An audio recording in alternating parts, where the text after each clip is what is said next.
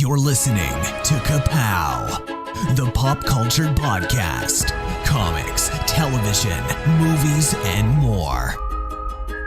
If it impacts fan culture, we have something to say about it. And now, your hosts, Michael, Jordan, Cliff, and Seth.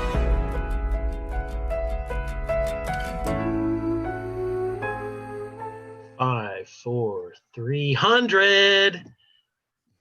It's our 300th episode, everybody. Welcome. My name is Jordan Lowe. I'm Cliff Barnes.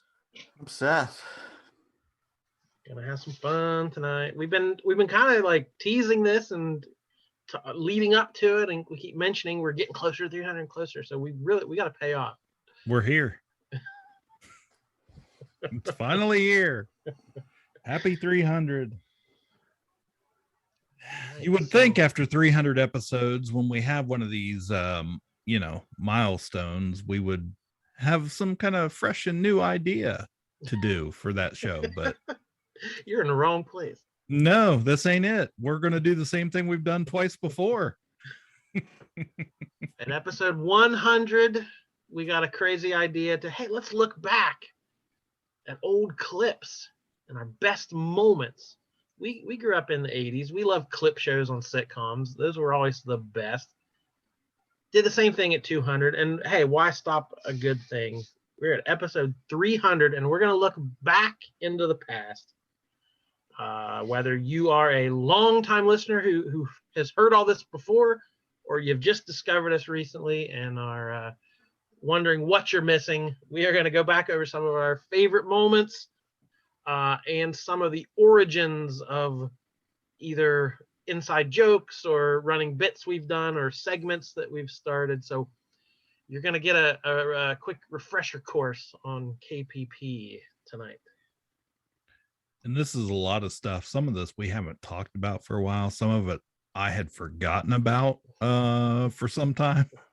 So this will be a fun little trip back. I have no idea. I wasn't a part of any preparation, so I'm sitting in the best seat right here. You are fresh to this. I went through.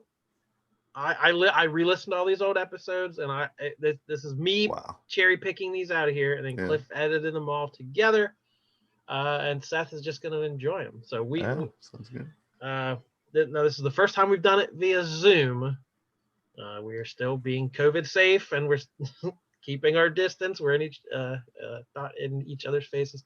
So who knows? We're just we've never done this on this type of technology. So good experimental luck. Time. Right. We think it's going to work, and we trust Cliff to make it work.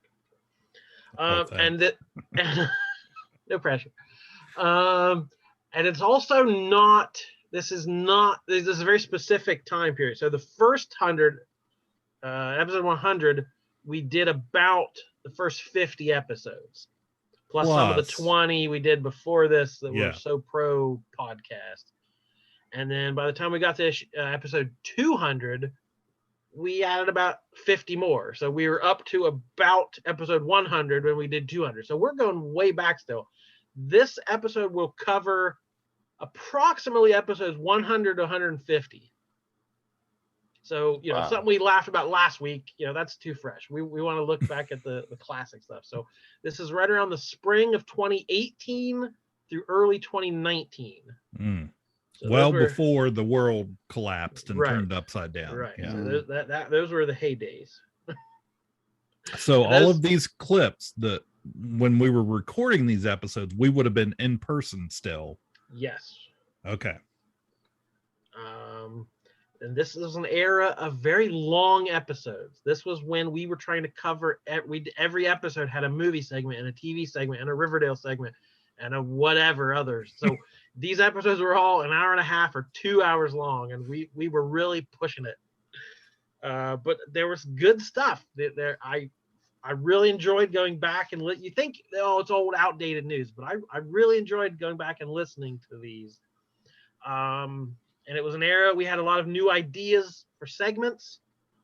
I think the show really evolved. We did some experimental things, some things we never did again, some things we still do now. So it was an era of growth. Okay.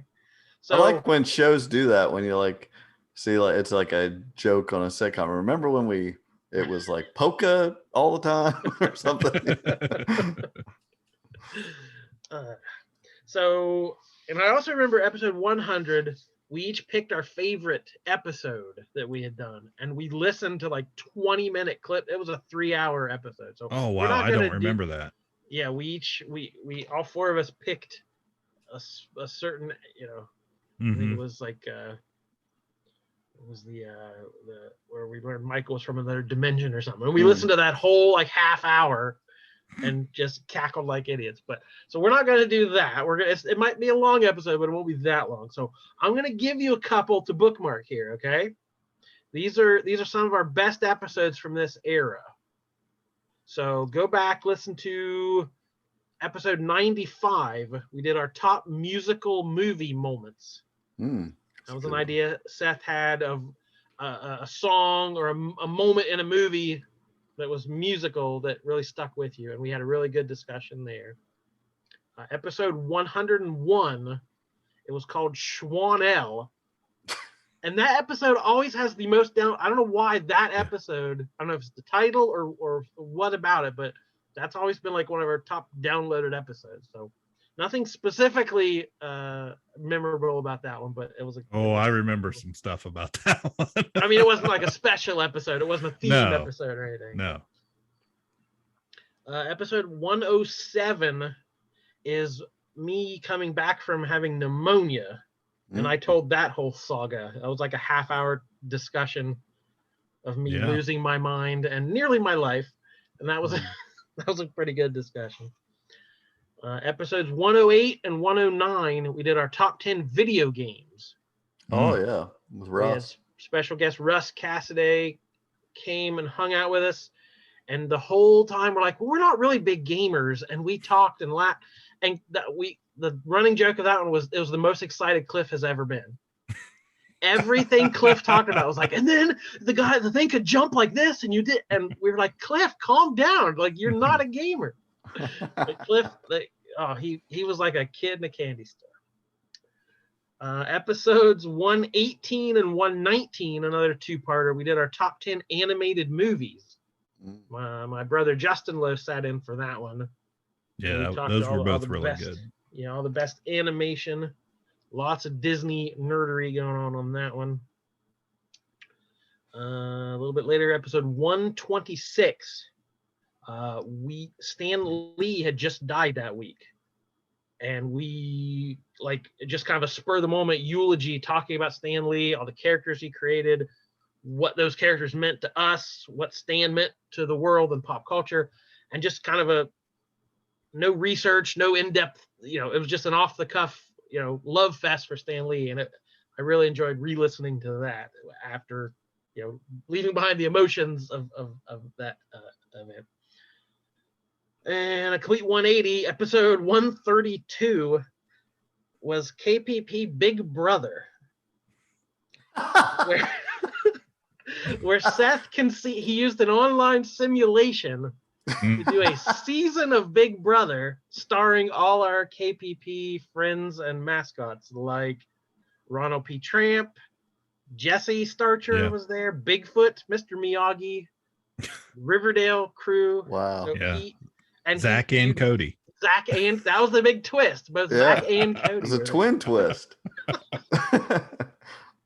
And like the simulation says, this person's the head of household, this person gets the veto, and you concocted an entire. I made up the went whole through the garbage, and he found this. I'd seen so much Big Brother that I was like, I can totally come up with what would happen. So no clip could ever capture that. You've got to listen to the whole 2-hour shenanigans. So those to me were the top. What an era! That really takes me back. Oh my gosh. All right, so bookmark those. Go back to them at your leisure, and we're gonna commence with the clipping. Here's a few highlights. Before we wrap up the Cloverfield discussion, I want to point out this discussion is brought to you by our wonderful fan Larry, who has decided spoilers are okay. That's what I was going to say. Because we asked you an episode or two ago, when we review this stuff, do you want to hear spoilers or not? And we said if anyone has an opinion, we will take it. And our pal Larry said he wants all the spoilers. So Larry, Yep. Our show is now spoilery. Yep. He's Forever let it be known.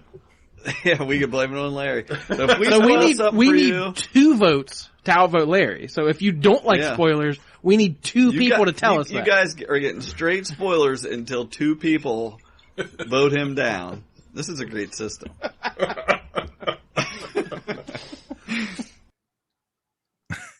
Blame it on Larry. We don't do that enough anymore.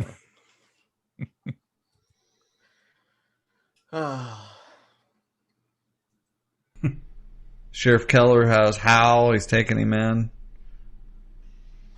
When did that happen? I missed a part. You missed a part. As he's choking Alice, Betty sneaks up behind him. She grabs the fireplace shovel and smacks him on the back of the head. Much like she did with Svensson. Right. She wanged him with the shovel. Wanged him. Wanged him with the shovel. Writing that down. I've never used the word wang. I think that's a Futurama thing. Oh, okay. Chubby wanged him with a shovel. Oh, yeah. Chubby. Wow. Yeah, we still use that. It was birthed. Wanging with the shovel. So that's it. Oh my gosh. Well, that was important stuff to talk about. But oh my gosh. I don't know what the hell's going on. Who's the other? Basically, we have one episode left. What are they going to resolve here? We got to find out who the other Hood is. I feel like it's just kind of like this was the peak. Yes. Like this was the climax. This was, Game of Thrones does this. Yeah. The 9th episode is always the big things happen, and then the last one they wrap things up. Do you think Betty goes after the snake charmer? Like Dark Betty? Ooh. Chubby. I'll just say that. Maybe she'll wang him. With the shovel. Futurama Season 2, Episode 20. He found it. He must have proved he's not crazy. Fry says, but instead of falling in and getting frozen, I missed and wanged my head. So I've always used that as I like it. descriptive. I like it. Yeah, it was pretty great. Pretty great. It took me this many years to finally get that word in my vocabulary. I can't wait. I'm going to use it all the time. I'm going to wear it out, bud.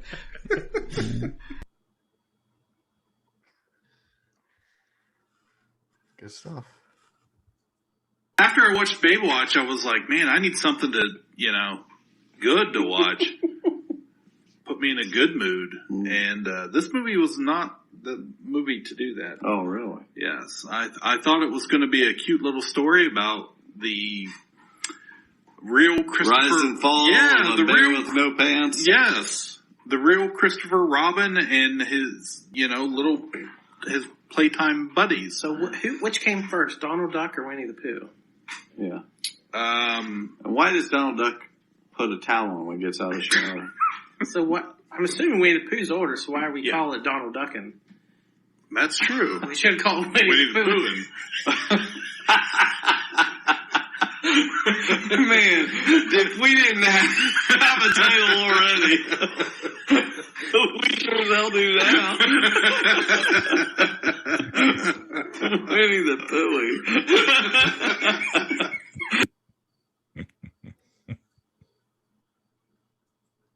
I thought you were going to, when you said you watched documentary, I thought you were going to talk about Walt, the man behind the myth. I saw that on there today, and I was like, I bet somebody's seen it. Yeah, I sat down and watched it, and it's pretty. Everything's pretty on the surface about it. It doesn't get too deep. No, we don't get very deep. You were like typing your rebuttal. Yes, like, dear filmmakers, I believe you have left out too many important details. Yeah. For your casual fan, I'm sure it's fine. He suggested it to you. Yeah. Well, You guys might learn something that, you know. Hell, I will. I refuse to learn anything. I forget sometimes that, you know, every time we do have Jesse or Jared or Justin, you know, whoever on the show, it does bring a little extra energy that I sometimes forget about. Like, because we kind of use the same jokes, a lot of the same, you know, over and over and over again. And I feel like every time Jared's on or something, he has some little tiny little comment in there or little line that just sticks. Stop in there. I stopped in there today to see. I'm sure a lot of people have stopped lately to see, is there some deals? You know, if they're closing, shouldn't there be deals? There's no deals. I was curious. Yeah. I didn't see any deals different than any other day. Not to say there won't be, but so far it hasn't trickled down. This is very recent news. I feel like I can't think of another comparable. I mean, you know, we can all see the writing on the wall. This is where a lot of these things are going. What writing? What's happening to retail? You zone out during this moment. But we're gonna be fine, right? I think like all the bookstores that closed, you know, a handful of years ago, Barnes and Noble, that kind of thing. Yeah, I'm like rubbing salt in the wound right now. But yeah, I can't. Is there another kind of a retailer this big, this well known, this many stores that's just said nope, we're done? Speak of the devil. Speak of the mayor. We also got an Aquaman trailer that dropped many days ago, and we all really liked because we've all seen it, right? Yeah. Mm-hmm. Tell us all about what we all saw. Jason Momoa wearing a wallet chain, talking to fish. What? He's got a wallet chain? I did not see this. I did see a movie with him. That was one of my most engaging Facebook posts. Yeah. The Entertainment Weekly showed the cover. They had him and Mara. Oh, yeah. And I didn't see the trailer, though. But and I put on Facebook, I remember that. Aquaman has a wallet underwater. And he doesn't want his money to get wet. Spurred a lot of discussion. Yeah, the big story before this trailer was one of the toys for Aquaman pictures were leaked, and there is a picture of him in the traditional orange and green Aquaman. Yeah, I saw the toy. Yeah, it was exclusive SDCC.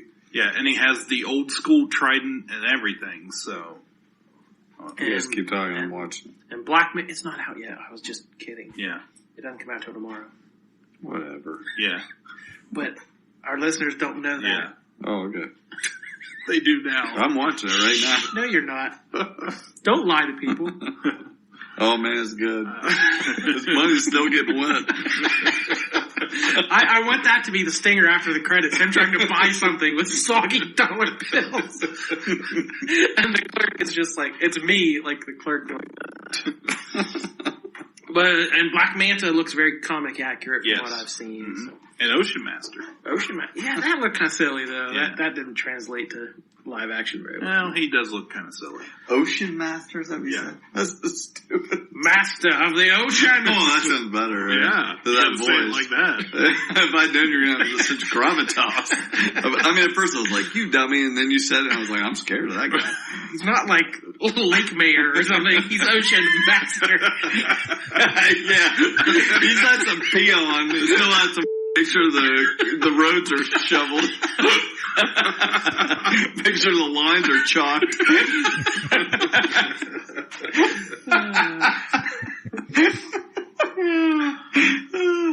So your master. Who's the master of Lower Salem? Lower Salem. Master. That would be awesome. I want to know who that is. Valerie. Might be one of my relatives. That's just it. It's Valerie all along. We knew it.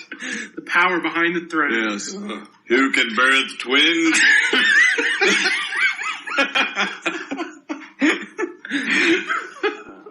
Thanks for listening, everyone.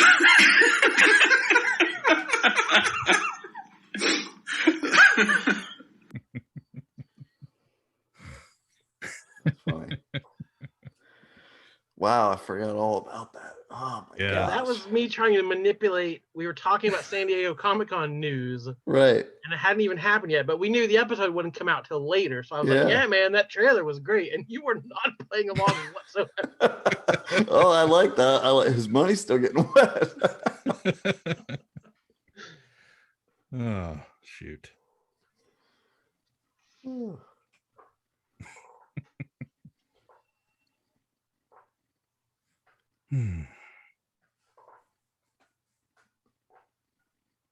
You on script there? One more. Oh, I thought I played them all for that. Oh, did I not? Okay. One more. Clip number 8. HBO shows are pretty quality. Last Man on Earth, Superstore, all of these are back and great. New Girl. Unreal. Unreal. We're just going to just name television shows. Yeah. That's what we're doing. Just name television I guess shows. I'm asking if anybody else is watching any of these. Superstore, I have been watching. It's one of the few I've kept up with. Yes. And this past week's episode, at the time of the recording, had a big reveal. Oh, don't tell me, because I haven't watched this past week. Yeah. Oh. Because it was last night for us right now. Okay, the week before, Oh, okay. I think. A couple weeks before then, if you're talking about his brother.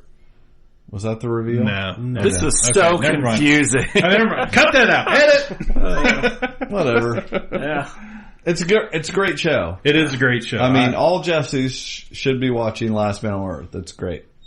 Fart. I thought we were talking about Superstore. Yeah, I was too. Oh, I'm sorry. I thought you were talking about Last That's Man why on I was confused. I I'm was sorry. like, Go on. yeah. I was talking about New Girl. Yeah. I was talking about Unreal. I have watched a lot. Everybody talk about it all. That's a way to get through all these. Let's just all talk Yeah, about one talk show about each. time. I can't believe Nick and Jess, like the way they got together.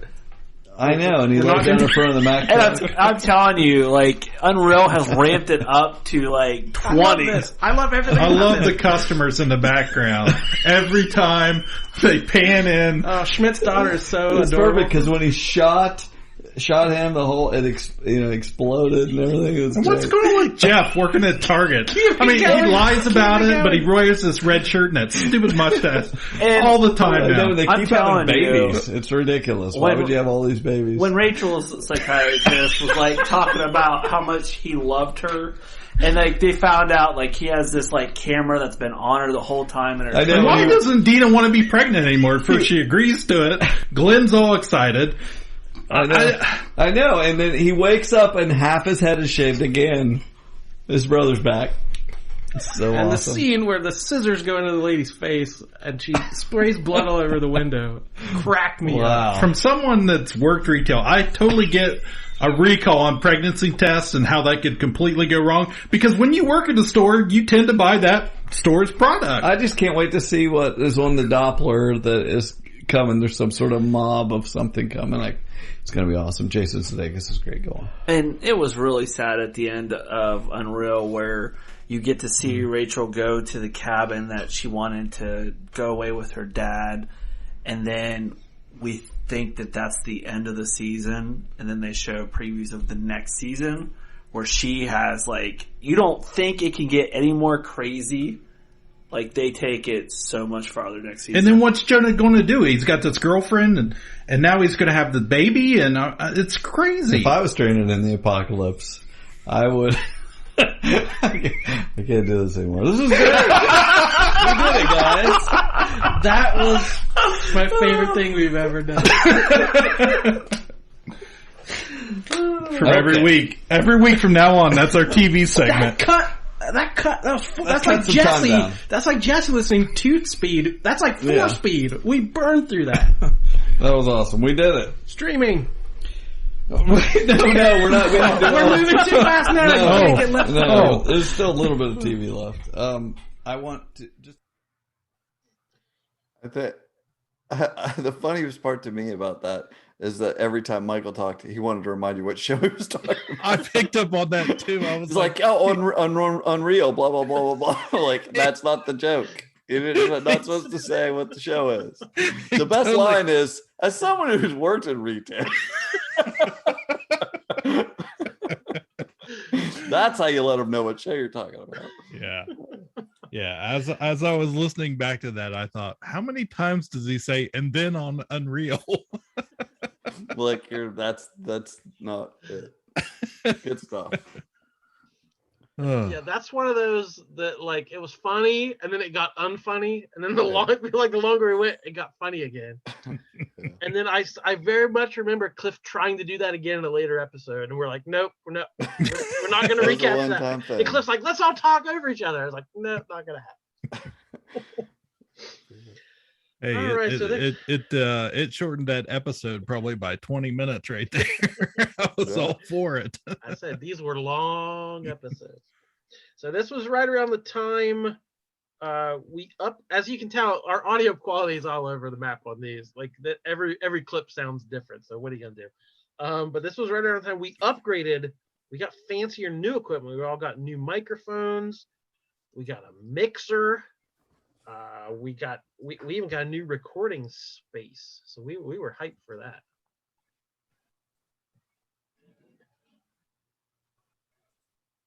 Seth, we have headphones.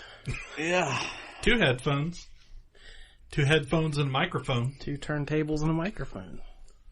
We got some new equipment. We've upgraded. We've got that sweet mixer we talked about before. And we've upgraded a few of the mics, so we are giving this a spin. So yeah, we got Cliff running the control board over here, and this might sound way better. You might not know a difference. I don't know. We're all this is new territory. Quiet, you! I can hear every snark through my headphone. Yeah, who knew after all these 2.5 years that Michael was right about the headphones? Well, I wish you guys could all see Cliff as our neon green or gotta be stylish. Carly's. Maybe. I think mine are from 1992. And yeah, I think those look like a Christmas 2015. Yeah, it does say a lot about our choices in life and our headphones we wear. You got 2 scoops on your microphone. You got to call back people to remember. Well, the ones I had, as you can see, I know you guys can see, but the audience can't see. It's ridiculous. Double bagging it. It's gotta be safe. No, the foam windscreen I have at home, I have several of them, but our cat that I've talked about before keeps finding them and like eating them. So this cat's the gift that keeps on giving. It really is. Thanks, Seth. So the ones I had, they're just cheap foam covers, and the new microphone, I didn't have one that fit. So I had to cut the top off of one, stretch it on over to the backside, and then take what was left of the other one and then put it over top of that. It looks like a 1980s, like, let's get physical, like, you've layered your athletic socks. It's like avocado green and kind of orange. So goes with the headphones. We need to take some pictures of this new setup to God. chronicle our evolution. And look, I'm back to the old same headphone microphone and the same headphone. But so with all that new equipment came recording at Castle Poobah on a very fancy table. 3, 2, 1. Hey everybody, it is KA-Pow, the Pop Cultured Podcast. My name is Jordan Lowe. I'm Cliff Barnes. I'm Seth. No Michael today. Yeah. We're phasing him out. We haven't told him yet. Whatever, he's just busy. He's got a trip. Big trip. He's getting ready for a trip Yeah. as we're recording. He's napping. Yes. Taking a nap. He's going to get up super early and drive to Minnesota in the morning. So, we're on the Velvet. So we should have totaled up what this makes. Yeah, new location once again. Yeah. We thought things were going too smooth. Mm-hmm. We got to Michael's house and the doors were locked and the lights are out, so we had to kind of improvise.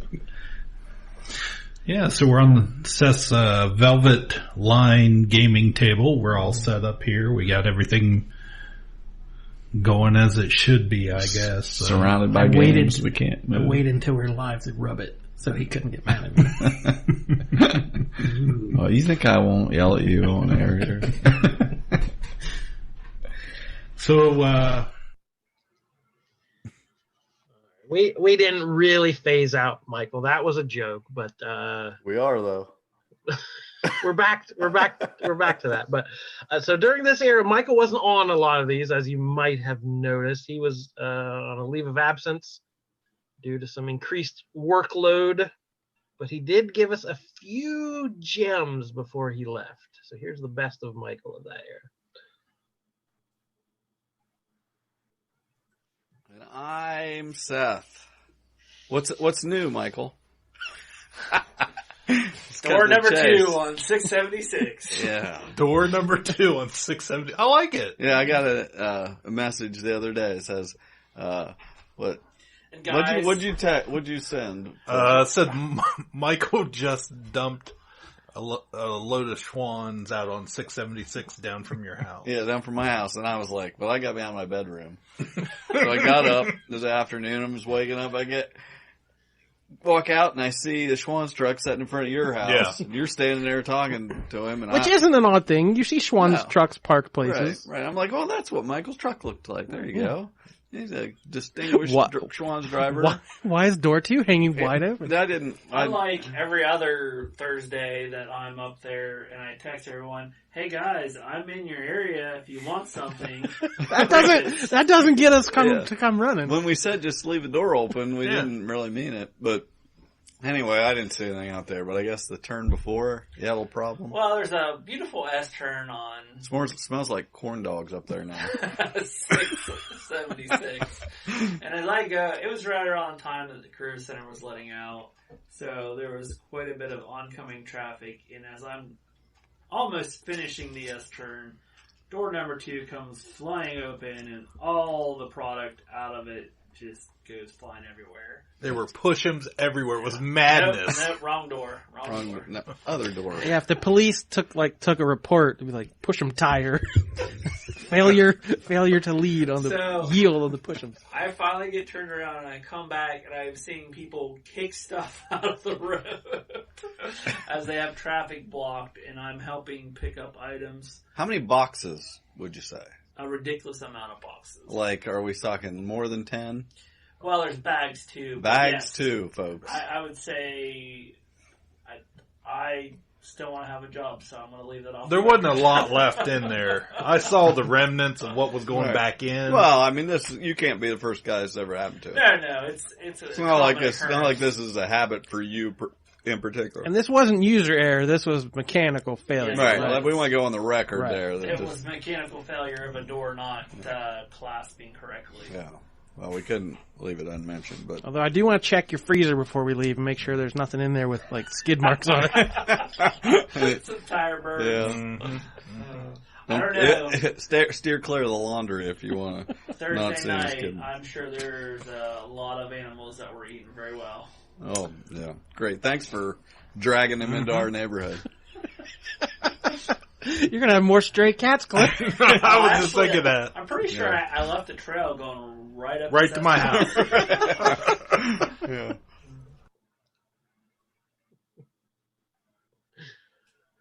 No.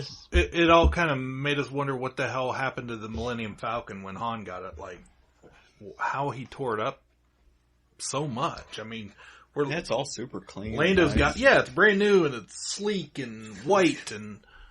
Oh, I should have gone something. I can't do it. So, also Chewie. Door 2 of the Millennium Falcon opened, and a lot of it got shot into space. That's why Jabba's mad at him. That's how he lost his cargo. We're heading into a corn dog field. When Michael got back to Schwann's headquarters. Shepherd's Pie, 3 o'clock. Schwann Killer Base.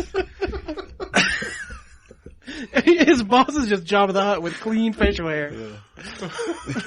Schwann Killer Base. Schwann Pizza the Hut. I do miss those Schwann's anecdotes. Yeah. Yeah, it was He brief. pretended he didn't want to tell us and get in trouble, but he always told us every detail on air. I don't want to elaborate. I might get fired, but here's what happened. Yeah. Well, my boss is sleeping with my tire guy.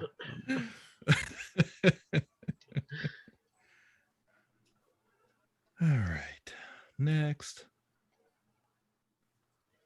Yeah.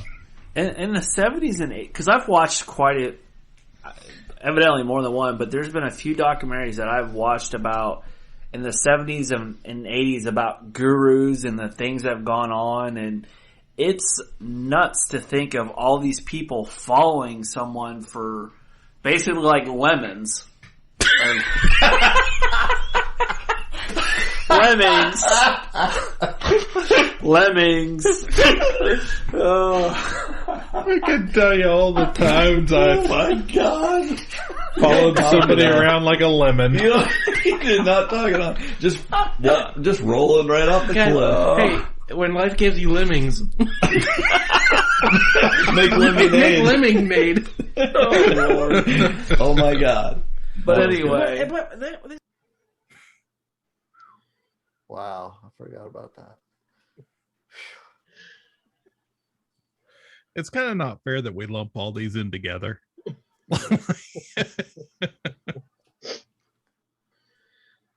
So, Michael, what is your number one? You were going to cry about Up. Let's really let the tears flow for this one. Oh my goodness, he's number one. That's where this lands. I have to give this my number one spot because every time I watch it, I start tearing up and I start crying. And I know I'm a big old softy teddy bear baby. 40-year-old man. Yeah. Watching an animated movie about a singing freaking gorilla. That's my favorite part, is that it's a gorilla. Right, yeah. Yeah. But it's from the movie Sing. Because I've never seen it, but I already see his face animated on that gorilla. But at the end of the movie, he's singing "I'm Still Standing," and it's a great. The Elton John song? Yeah, it is. Oh, nice. But it's about his struggle of him trying to go after. That's a his tearjerker. Him singing the upbeat "I'm Still Standing." Well, it's the scene of that's when his dad breaks out of prison. Okay. Because this whole Great babe. I'm giving him the middle finger right now. But it's because the whole movie, his dad berates him. Right. He needs to be like him, be a man and do what he's doing. And he just wants to sing. This is his passion. This is his joy. And his dad berates him the whole time. And at the very end, his dad sees him on the television, and he just wants his dad. He just wants his dad to be proud of him.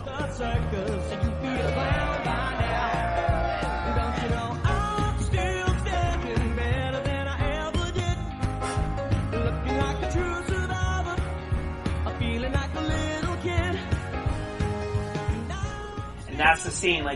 See how it's flipped. Are you crying? I start to damn it. Seth, take off that gorilla mask. You're messing with it. But I am. I'm seriously starting to tear up. But it's such an idiot. His dad breaks out of jail and comes to him. That's why it's number one. He says, "Magilla," and tells him that he is proud of him, and it does. I think Take that's it away, Jordan. If you found the pick that makes you cry, you picked the right That's what number. we said. Talking about it. We're not talking about the best movies. These are personal to I want you us. people to know that he was crying and he can't even hear the music playing that you can. That's added later. So it stirred emotion. I might not get through my number one without crying. I know. Let me try. I don't know how much mileage we've got out of that. We have referenced crying about gorillas for Forever. Wow. quite a while. All right, so then shortly after that, we didn't have Michael around anymore. But it took us a while before we actually got around to editing the opening that had all our names in it, because we weren't sure if he was coming back or how long he'd be gone. So we started making a joke out of it to replace his name in the credits. my absolute favorite one is we talked about John Travolta in an episode. And so Cliff sneaks in, it says, and now come out of the Pop Culture Podcast with your hosts, the lovely and talented Azel Dazim. He puts in the audio of Travolta butchering the name. So Cliff did that for a couple episodes. We goofed around and put in like Coach Mayer, so there's a lot of just fumbling for that. So even though he left, that doesn't mean we stopped talking about him. And of course, his fitness routines.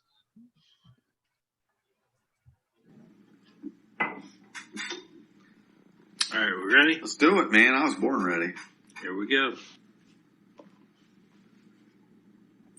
You're listening to KA-Pow, the pop culture podcast. Comics, television, movies, and more. If it impacts fan culture, we have something to say about it. And now, your hosts, Michael, Jordan, Cliff, and Seth. 5, 4, 3, 2, 1. I'm sorry, guys. I had a little frog in my throat. My name is Jordan Lowe. I'm Cliff Barnes. I'm Seth. What the hell? We're just going scared me to death. Like, I thought it was going down. Well, I mean, I didn't cover up anything. There was nothing to hear underneath all that coffee. Just power through. Hey, guys, I saw a movie that Jordan hates. Ooh. Hates. What, are we talking movies? Yeah. All episode, that's all we're talking about. Movies. Let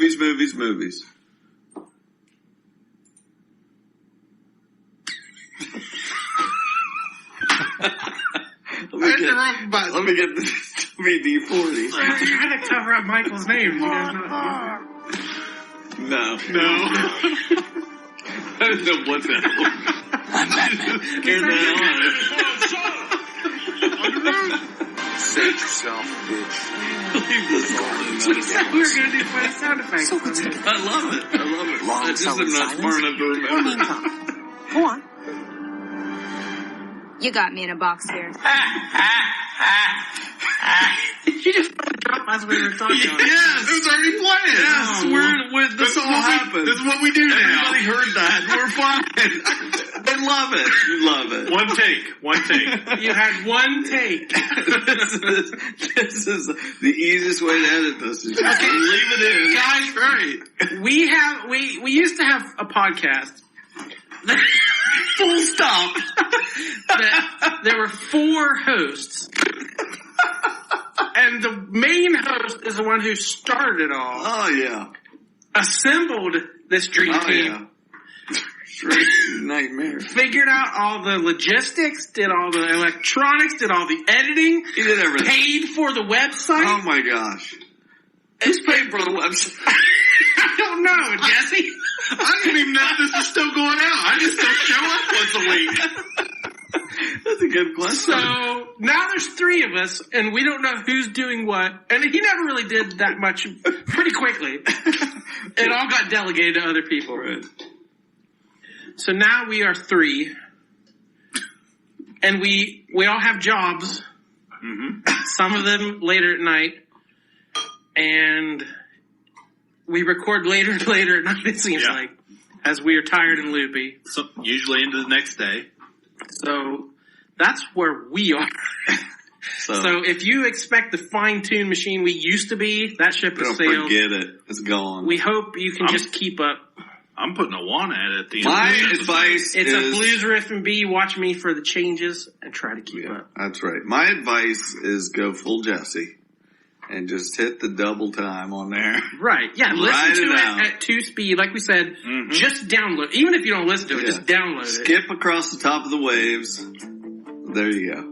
Oh, man. It has been too long since we had a Jesse drop in there. And happy anniversary to Jesse and his lovely wife. 20 years of marriage. That's amazing. 20 years. Very heartwarming post. A post. Just put anything you remember. And I said, I remember the time you taped her ordering a baked potato.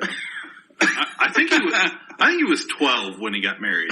The pictures of him, he looked very young. Yes. I said, I miss your hair. So, yes, our friend Jesse of the Source Material Podcast pioneered the system of listen to it at times 2 speed. Yeah. He listens and can create so many podcasts. Ain't nobody got time for that.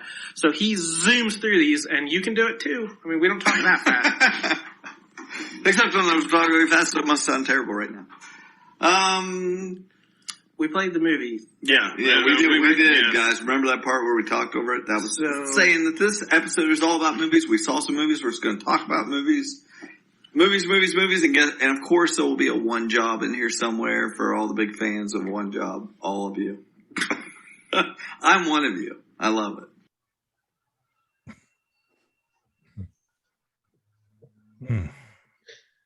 That's called winging it. That was rough. That was rough. Oh boy.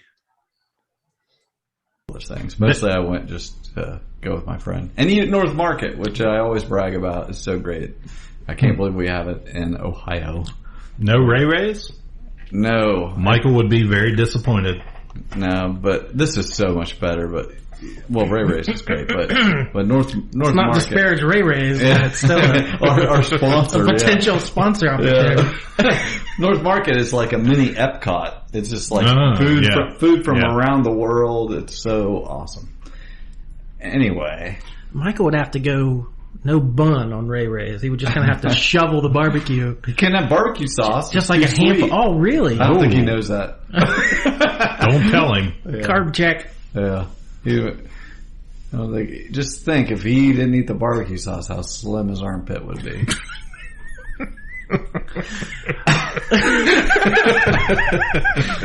Yeah, so Michael is still on his extended hiatus, working many hours. Endlessly. And exercising many hours and slimming down impressively. Mm-hmm. And hashtagging things left and right. Sharing glamour shots of his torso. Yes. It's a very odd shot, but I'm into it. I'm all for it. A lot of people are naysayers, but I'm yay. I'm like, I want more of this weird angle where you hang from the ceiling.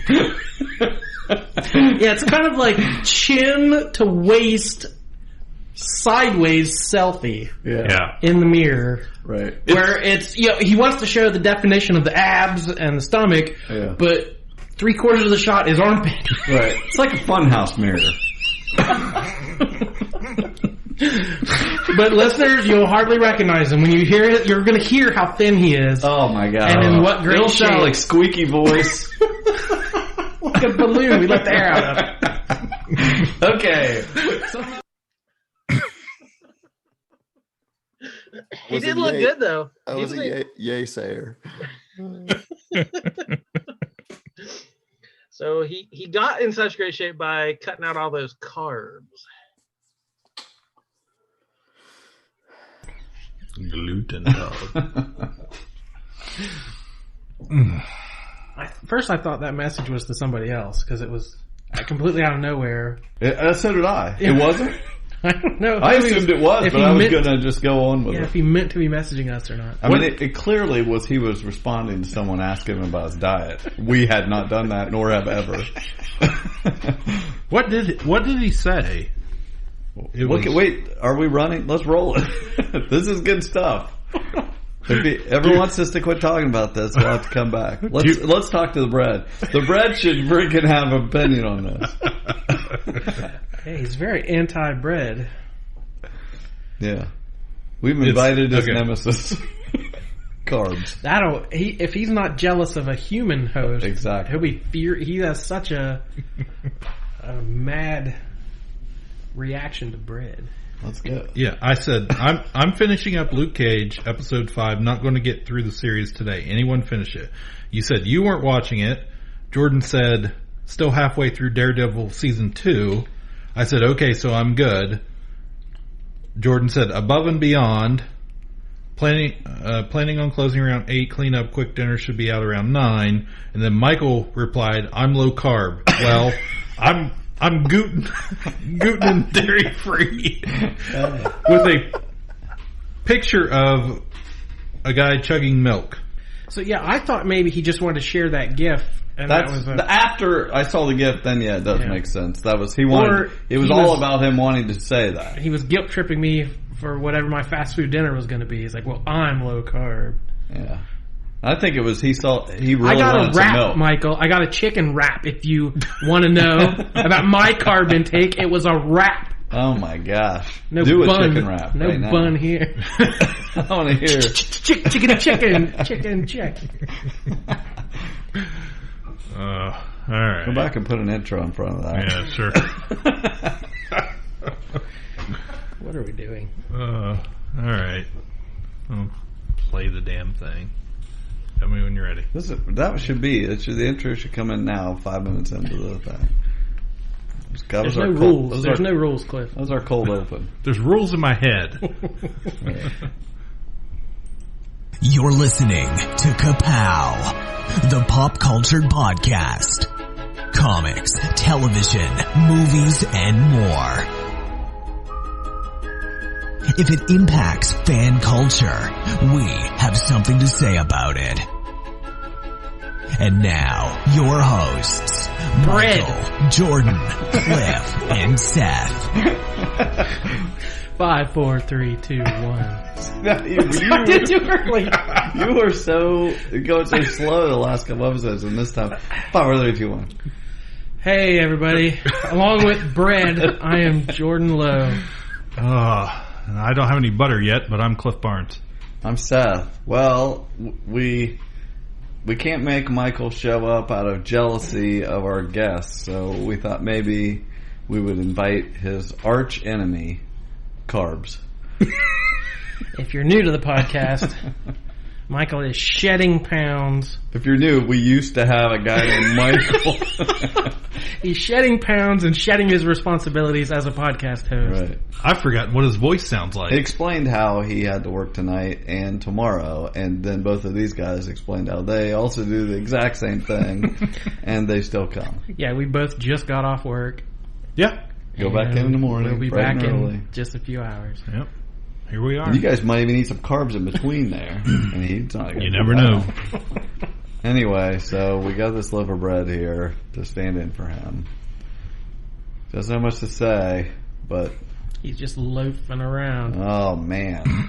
Did you get that one? Yeah, I got that. Sorry. So anyway, I feel like that was back when we assumed he wasn't listening. Right.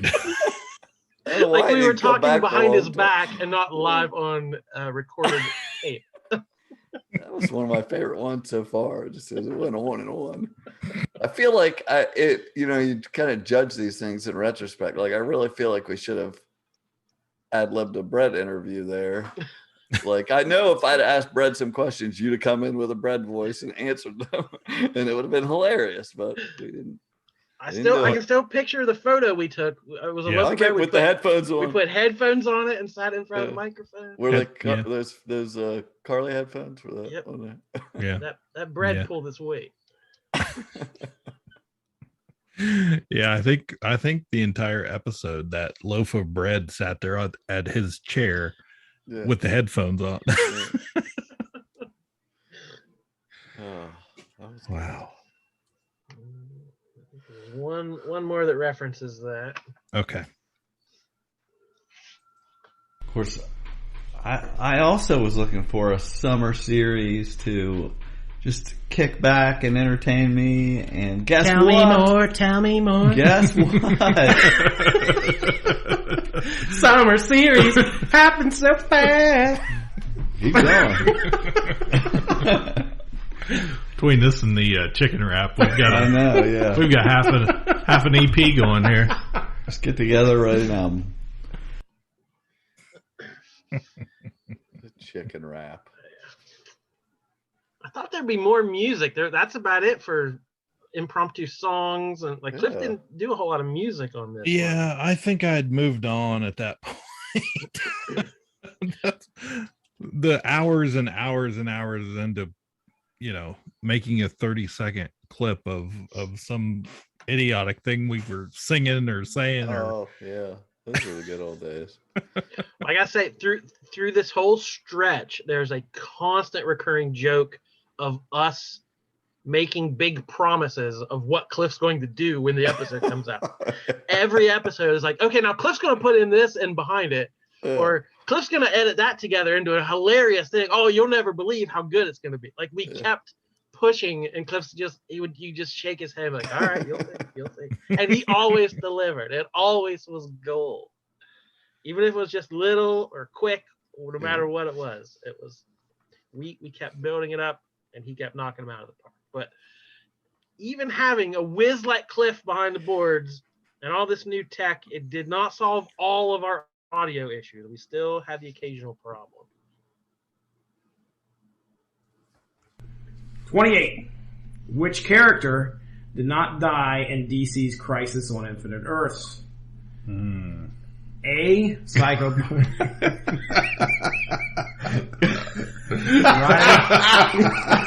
Riding on the line here. The depths of that DC knowledge. Yeah. Let's work in it. Nobody knows what we're laughing about, but oh my god, this is so funny. The anticipation. Let's see how it works. Play it out. Unspool the tape. Okay, which character did not die in DC's Crisis on Infinite Earths? A. Psycho Pirate. B. Dove. C. Supergirl. Or D. Flash. Cliff, who'd you pick? Okay, so we know it's not Supergirl or the Flash. I picked Dove. You went with Dove. Okay, well... We're so good at this.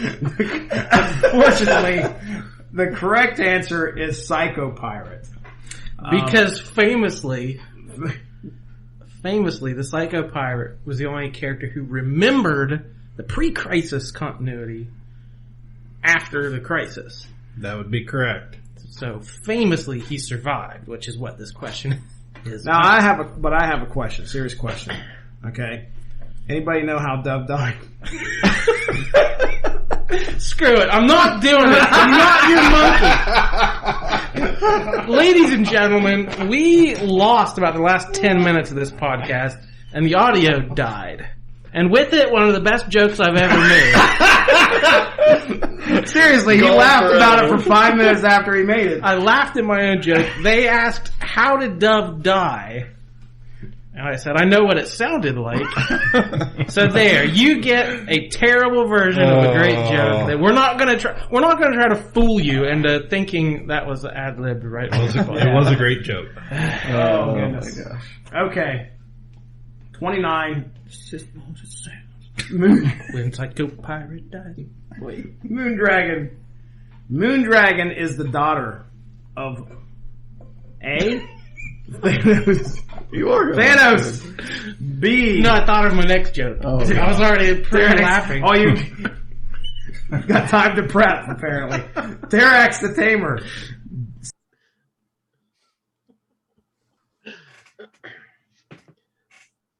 Yeah, we were going to try and recapture that, but we all just couldn't stop laughing at each other, so it was never going to work. It was lost forever, and there was going to be no recreation whatsoever happening on that. I think at that point we were all just ticked off that we had to go back and read those questions again. Like tears in the rain, it was gone. And I don't know if you guys remember, but one of our new segments we debuted during this time and has been with us now since that moment, almost derailed before we ever started it because of bad audio. So it was the first time we were ever going to do one job, and again, we lost the audio. So here's how we fix that. So anyway, there was some shit we got to touch on. The big shakeup this week. They canceled Brooklyn Nine-Nine and Last Man on Earth. What's up with Fox? Let's start. That's our new segment, folks. No, I'm just kidding. And the Mick. Let's not skimp on the Mick. Yeah, the Mick. I did like the Mick. I watched that. I think I watched almost all the. Okay. I mean, a lot of the stuff in a week won't matter. Yeah. Okay. So to recap, the Mick was canceled. Why are we recapping, Cliff? We had a few issues. We had one issue. Something happened. Okay. In the recording, I don't know what, but it disappeared. We talked for an hour after this. No one will ever hear, including us.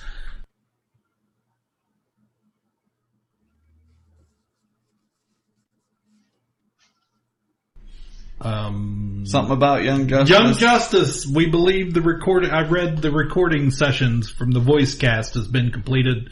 They've moved on to animation. Should be coming to the DC streaming service now. What do you think the cast of Young Justice does if their audio craps out?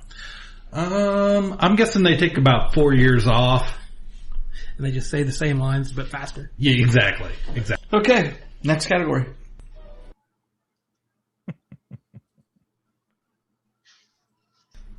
Okay, before we get talking about movies, we got a new segment. We already had this conversation, so it's going to be way shorter this time, but it's called One Job. One job forever? Look, I have one job on this lousy ship. It's stupid, but I'm gonna do it, okay? You tosser. You had one job to do. And how do we play that, Seth? Okay. Every episode, we're going to name an artist, performer, writer, something, and we're going to go through their library and say what is the most important thing they've ever done, what would go on their headstone, as Jordan said, and what don't we want to lose. And then we're erasing everything else they did from existence. Every other role they had, they were a recast. They never wrote that book. They never did anything else. So we just want what's the most important to us in the KA-Pow universe. What's going to stay there? Yeah, and I have no idea what's coming because you haven't briefed us on right. What I don't know anything about this. So our first contestant is Russell Crowe. Well, Russell Crowe, that's a out of left field pick. He's Australian. You have to really think about it. He is Australian.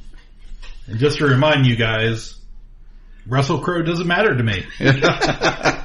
Yeah. You went on quite a bit. Yeah. I'm kind of glad that got trimmed because you were mean. Yeah. I thought, we hope Russell doesn't hear this and hear what Cliff had to say. If he does, I don't care. Anyway, basically it came down, you go look through his library. We mentioned some movies, but it came down to Michael voted for Gladiator. Yes, he's not here. Which is a great pick. I still don't know, like I did in the past. I said I think he won an Oscar for that. I don't even know if that's true or not, but great movie. I think that's a lot of people's, And I admitted that that was immediately what I thought of. Yeah. And most people, relate that to him. It's his biggest thing. Cinderella Man, Robin Hood, Math Guy, Australia Captain, Boat Person. Yeah. Some memorable performances. Very. Fast forward Jor-El. Yeah, Jor-El. We mentioned Jor-El. Fast forward to Jordan and I. You guys convincing Cliff that one of the greatest movies is called L.A. Confidential, and was it Bud White? Is that what Detective the Bud White? Yeah, he's a force of nature in that movie, which is a great movie. Yeah, and we all love the movie. He is incredible in it, as incredible as Russell Crowe can be. And when it comes to one of my favorite movies, I don't want anything to be taken away from it. I want it to exist with him in it. So that was my vote. Jordan voted that way. We convinced Cliff to go with us. It didn't take much convincing. Yeah, so someday we may have to throw him a bone when it comes to one of his, some piece of art he wants to. Fred McMurray. Yeah. Ooh, oh man, Disney legend. I gotta tell you, there's only one movie that's gonna make it through. There's gonna be a fight, I bet. Jared Lowe's gonna be here that night. He gets to vote also. And then we decided to throw in some legends there while in this first, take of this. We got 5 people that we think had some pretty iconic roles that we don't want to lose because we're big superhero fans. And we think that Robert Downey Jr. is the best Tony Stark. There's nothing more important to us that he did. Chris Evans as Captain America, Chris Hemsworth as Thor, Gal Gadot as Wonder Woman, and Heath Ledger as the Joker. Those are, I think, the best things they ever did as important to me, pieces of art, and I don't want those to change. So those are going down in the Gray Sports Almanac I have here to record KA-Pow. I mean, I'm chiseling it in here. This is permanent. I don't know. Chris Evans is pretty good in Scott Pilgrim. He is, but come on. Captain America, the perfect Captain America. I'd say we could probably throw in Billy D there. Don't make me flip the velvet. Lando. What? I said we could throw Billy D in there for Lando. Okay. You compile a list. We'll discuss it off air. What we're gonna put into this is better the second time around. Hallowed halls of the Gray's Almanac. Slip Billy D in there. Like, what a random freaking thing. I don't even know what we were talking about. That I brought that up. I have no idea. Like, what else did Billy D. Williams do? I don't know. All I know is we couldn't get through that segment fast enough. It's like we've already done this once. We are not wasting any more time. So, odds are Russell Crowe didn't know you trashed him, but there's no way he doesn't listen to the clip show. So yeah, I'm pretty sure One Job has become our most recurring segment from those humble beginnings of a mess of a first try. Yeah, wow. And us just being annoyed to even do it the second time. It quickly became, I'd call it one of our signature segments. There's Space Monkey. That's right. Well, guys, we got a new listener recently who is a very old dear friend of mine. Oh, yeah. And she complimented us by saying, I enjoy the show even when it's stuff I don't care about. Man, you and everybody else. So recording this episode, including me. In the back of my head, I'm thinking, is anything we're talking about, would anyone care about this? But I know she'll care about One Job. One job forever? Look, I have one job on this lousy ship. It's stupid, but I'm gonna do it, okay? You tosser. You had one job to do. So this one was a listener request. Thanks for tuning in, Tiffany, and thanks for commenting and kind of complimenting us. So we'll take it. I'm not going to look at that kind of compliment. I'm just going to assume it was a great compliment. So she asked if we had ever done John Travolta. We haven't. And guess what? We're going to do it for you, Tiffany. Is that what you said, Tiffany? Because we love you. We're on it today. But I'm glad you like this section. I like it too. I made it up.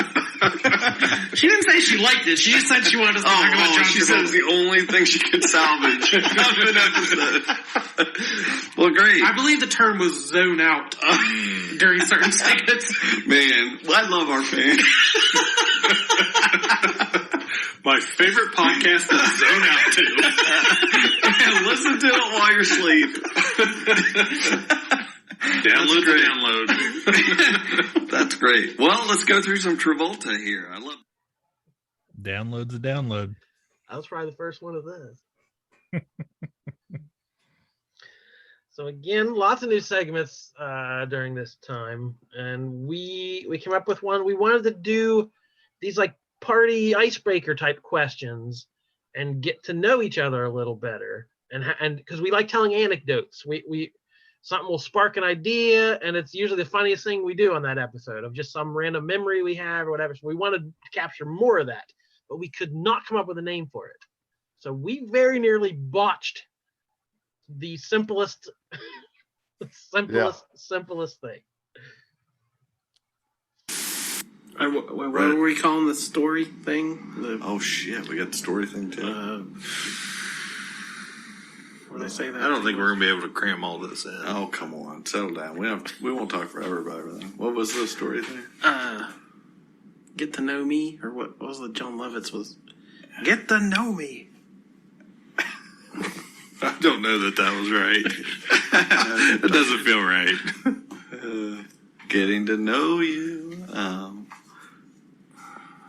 Can't we just call it like KA-Pow questions or something? No, I like the getting to know thing because there's a lot of. He had like a bunch of clips that sounded good, but it's just the right way to word it. Get to know KA-Pow. Yeah, John Lovitz yelling, "Get to know me. Why are you the way that you are?" Kind of like that.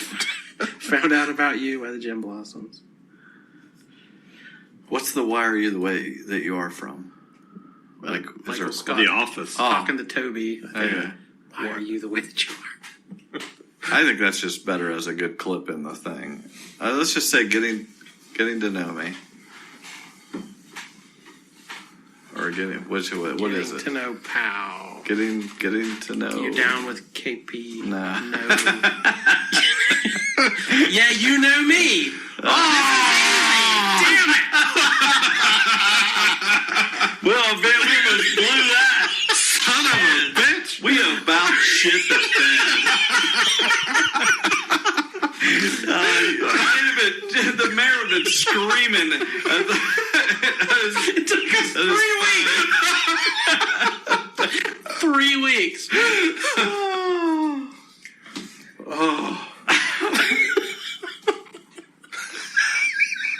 Oh man. So we're gonna lead it. We're gonna call it "Yeah, You Know Me." Okay, we'll do that. And the last one was like 20 minutes. We don't need to spend that much. Let's start with it. Let's start with that. Right. Oh, I can't believe it. That's great. Okay, and the one job we'll do after movies. Okay. I got it. 2.5 hours. Let's keep her under that. Let's be reasonable. Let's not be crazy.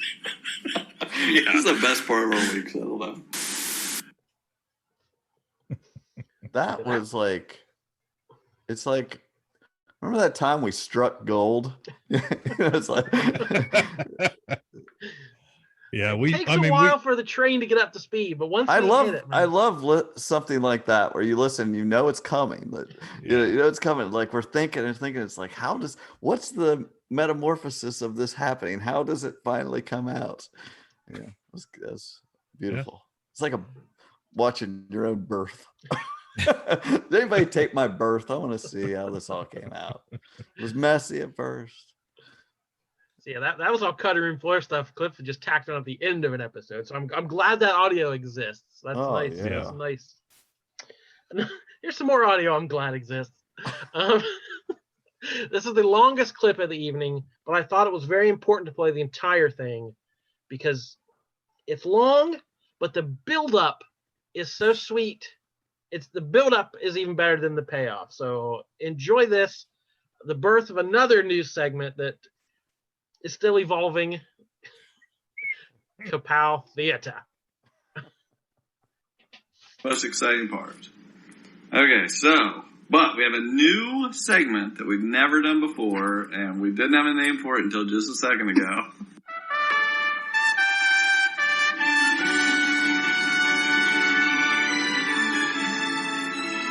The plebeians beneath you may enjoy the rabble. Give them their bread and circuses. For I shall be at KA-Pow Theater. Oh, no. So, after Cliff inserts the wonderful drop that he created this week. Mm-hmm. Yep. Well done, Cliff. I don't know how you do it.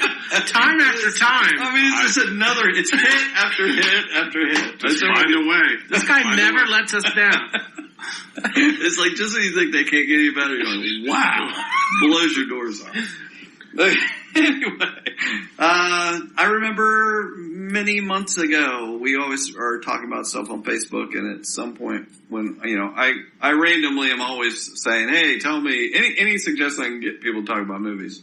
But at some point I said, hey, say something. I think you use it maybe in spelling your name probably, and you pick this movie, Double Indemnity, which I had never seen. It includes the first Disney legend, Fred McMurray, and from Big Valley, Barbara Stanwyck. That's all I ever knew her from before this. Anyway, I'd never seen it. Film noir classic, 1944, Billy Wilder. Will make an appearance on my poster. Ooh, wow. That's on the poster. Okay. It's great. It immediately jumped into my top 100 movies.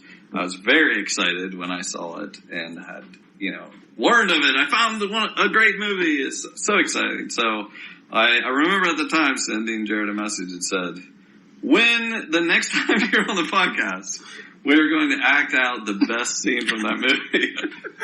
And I said, as much as you want to be Barbara Stanwyck, you cannot be. I will be her, and you'll be Disney legend Fred McMurray. So, prepare yourselves, everyone. We have not practiced this. No. So, a promise, it wasn't even made on air. It was made in private. Yes. I had forgotten about. You were holding him to it. Yes. I wasn't going to tell him at all until tonight, and I was like, well, I should let him know. I had to send him the dialogue. But I will say this, when I sent him the information, I said, hey, by the way, I don't know if you remember, but we're going to do this. And he's like, I know exactly what scene you're talking about. He knew right away what we were doing. So we're just going to go into it, guys. So Double Indemnity is a black and white crime noir classic about an insurance salesman who meets a lady. Right. And they're going to commit fraud and murder. Oh, don't spoil it. We got a whole scene here. Now, I know you have experience as Mayor Munchkin in your acting background. That's what I was going to say. We have some experience. We need to go over our accolades. Myself, I starred in a 3rd grade play at school. I don't know why that's funny. Well, now, here's how good I was. Yeah. Okay. There were like 5 or 6 main parts to this play. Right. On the night of the play, one of the kids didn't show up. Oh, and they're like, story. Jared, you just do all his lines too. Man. Like, no problem. And I nailed it. Okay. What was the play and who were you? The play was called Inside Pitch, and it was baseball themed. Okay. I played a little bit of a bully, kind of a rough character who learned some life lessons about having friends through telling stories about baseball. Now he's over here laughing. Well, I thought it was an interesting choice that you made a character choice to play him with a speech impediment. Sure. Talk about method acting. I actually developed a speech impediment for the first 10 years of my life in preparation for this role. He had a hard time with R's. Yes. Oh, he would say, oh. I hope you're not getting in his head there before his big So our most famous line. Yeah. And our family will still quote this: is the score was 4-4. Yeah, so I had basically a monologue where I went up in front of the stage and I told the story of the famous Babe Ruth called shot, right, where he called his home run. Do it. Just good. And the first line was the score was 4-4. I couldn't say any of those words. And then later on, I was thinking I could have said the score was 7-2. No one would have known. I don't know why I stuck to the script on that one because I sounded like an idiot. But yeah, that's my acting experience. That is awesome. See, we never would have known that if I hadn't come out with this great thing and Cliff hadn't made that awesome drop. Actually, I'd love to find audio of you saying that we could work into the drop. Oh, yeah. We have a VHS somewhere, I'm pretty sure. So, as we're doing this, Cliff's going to put a little film noir soundtrack behind it, a little score, because he always puts his touches. The idea of all this new equipment was to get rid of the editing process. Edit on the fly. Record, have it all ready. I can already hear it. Oh my God. Should we set the scene just so they know what's happening? Basically, Fred has stopped by, Walter Neff. Has stopped by to help this lady, Phyllis, renew her husband's car insurance, is what they're planning to do here. And they seem to have a little chemistry. As you'll see, it'll be apparent. The chemistry, it will be very leap into your head. Electric. Okay, so I guess we can't turn back now. I want to go on record before we ruin this that I was demanding that I got to be Phyllis. He was very adamant. So here we go. Just imagine you're like Cheryl Blossom with that kind of. Yeah. Now we don't need any interruptions here. I know you're going to want to be really excited about. I'm waiting for my dialogue. Was it Keys? Oh yeah, Keys. Edward G. Robinson. I left Keys out of it. Edward G. Robinson. But if KA-Pow Theater is a hit, it will take off. It will take off and be a whole thing. We'll have four people in the scene, all kinds of stuff. Okay, here we go. Let's get Cliff dialogue. Oh yeah. Well, that's what I told him. I recognize talent right away. I was like, I know people can deliver their lines, and I recognize people that can't. I knew right away. I needed to give Cliff the minimum number of lines, and still almost went back. How long ago was that we made that video? Oh man. Yeah, if you guys ever want to see some great stuff, we gotta dig that up and share it on Facebook again. Now that we have like twice the number of fans, we got like 8 fans. 8 people. Oh, anyway, okay, let's just get into it. Why are we not filming? Yeah, filming because I don't have a dress. I don't have a black and white dress. All right, this should be going out live for the people. This really should. Okay, don't interrupt anymore. I'm trying to get in character. I remember I would do certain rap songs or whatever, and I got no support. Just mockery. That's true. All right. You're a smart insurance man, aren't you, Mr. Neff? Well, I've been at it 11 years. Doing pretty well? It's a living. You handle just automobile insurance or all kinds? All kinds. Fire, earthquake, theft, public liability, group insurance, industrial stuff, and so on right down the line. Accident insurance? Accident insurance? Sure, Mrs. Dietrichson. Wish you'd tell me what's engraved on that anklet. Just my name. As for instance? Phyllis. Phyllis, huh? I think I like that. But you're not sure? I'd have to drive it around the block a couple of times. Mr. Neff, why don't you drop by tomorrow evening about 8:30? He'll be in then. Who? My husband. You were anxious to talk to him, weren't you? Yeah, I was, but I'm sort of getting over the idea, if you know what I mean. There's a speed limit in this state, Mr. Neff. 45 miles an hour. How fast was I going, officer? I'd say around 90. Suppose you get down off your motorcycle and give me a ticket. Suppose I'll let you out with a warning this time. Suppose it doesn't take. Suppose I have to whack you over the knuckles. Suppose I bust out crying and put my head on your shoulder. Suppose you try putting it on my husband's shoulder. That tears it. 8:30 tomorrow evening, then? That's what I suggested. Will you be here, too? I guess so. I usually am. Same chair, same perfume, same anklet? I wonder if I know what you mean. I wonder if you wonder.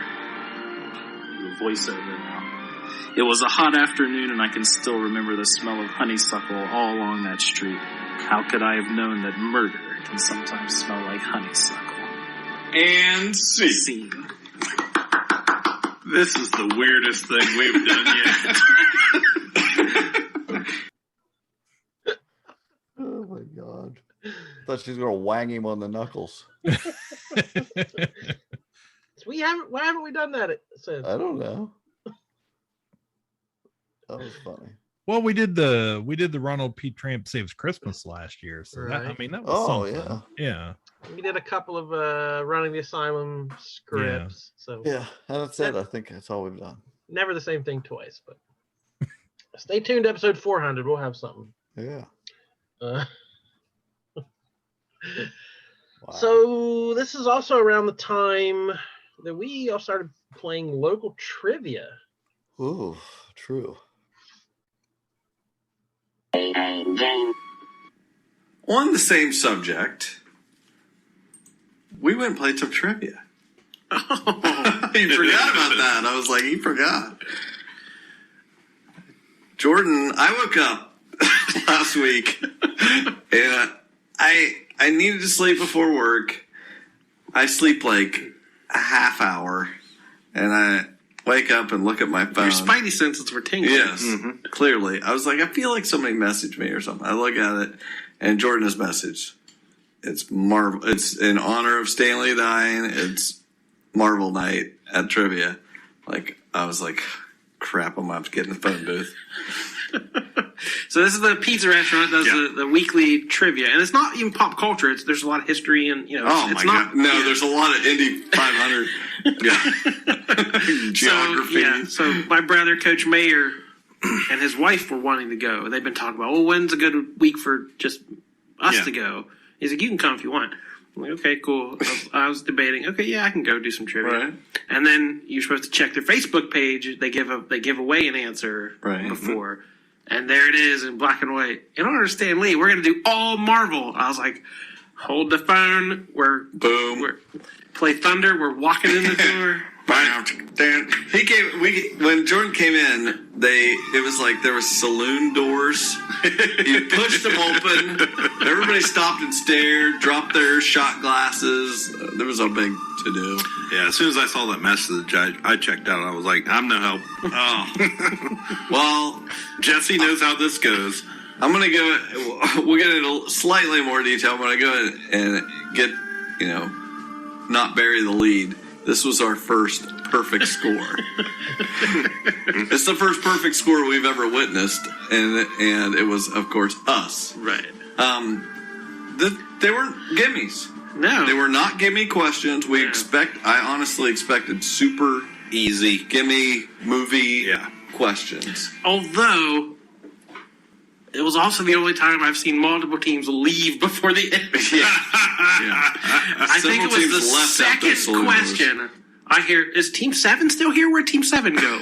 Team 7 bolted. Right, yeah. And then as another half hour, another team leave. Yeah. They knew their goose was cooked. Peel out. So I think it went from like 10 to either 6 or 7 by the end of the night. Right. Who was left? Yeah, we changed. There was 3 questions that we actively changed the answer from what they had. Mm-hmm. We would go up and say, that's not the answer. You went full nerd on them. Yeah, we were like, that's a no. Technically. Right. We definitely. What I remember specifically was, the question was, what, in issue Amazing Spider-Man, issue 236, is that right? 36 or 38? Yeah, 236. 236, I know what they did, but in 236, what national tragedy was this about? Was it a tribute to, or whatever? And it was 9/11. What other tribute would it be? But we went up.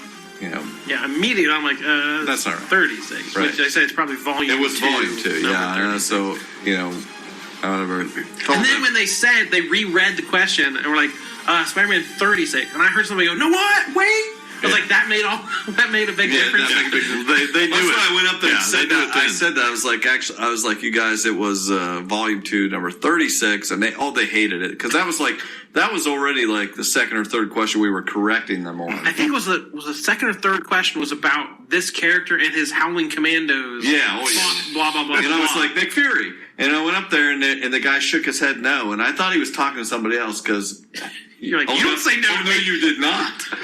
And he was like, that's not right. I was like, you need to get your phone back out, buddy.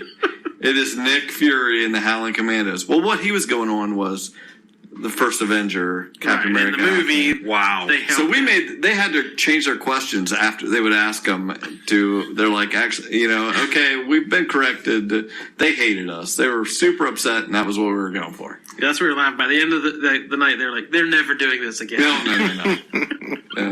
That's what it is, though, now. In the last 10 years, everybody thinks they're a Marvel expert. Yeah. And then we show up. Then the saloon doors open.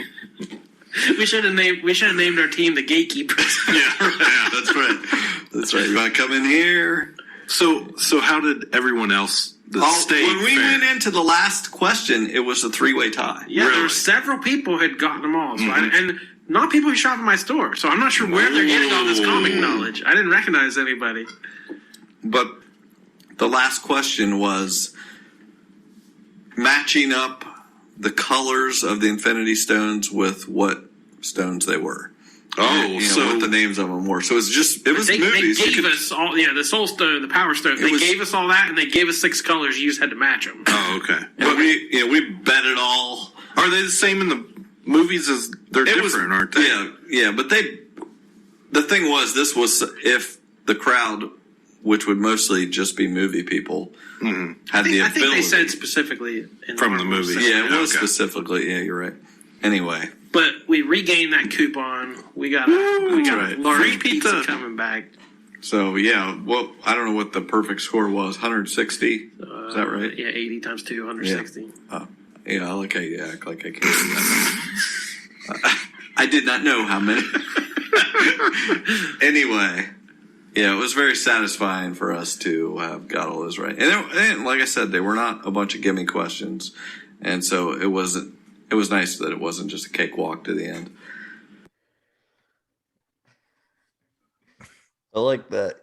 The way you said it, like as if I didn't know how to multiply times 2. Yeah, 80 times 2.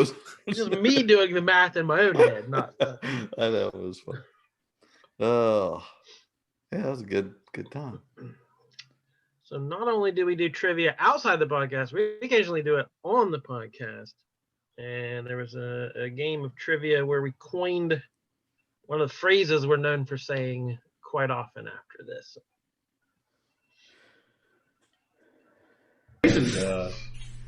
Number 20. What X-Men supporting cast member is an ex-dancer? Maura McTaggart, Amanda Sefton, Jennifer Beals, Stevie Hunter. Yeah, that's an awful close name there. So which one is what X-Men supporting cast member is an ex-dancer? Seth.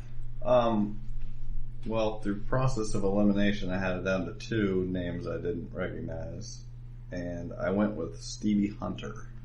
Correct answer is Stevie Hunter. See, I recognize both. Maura McTaggart. Sure. Obviously from the Scotland. What's that place? She's known. Yeah. I can't. Scotland. What's his place? She's known. She's known. She was in a movie. She was played by a famous, attractive actress. People know who she is. Yeah. And obviously it's not Jennifer Beals. Right. But I know the names Amanda Sefton and Stevie Hunter, but I cannot place what characters they are. I'm going to have to Google those. Stevie Hunter just sounds like the dancer, right? Yeah, it's like, I'm Stevie. I'm here to dance. Apologies to anyone listening named Stevie. Yeah. So the answer is D, Stevie Hunter. D, Stevie Hunter, that's right.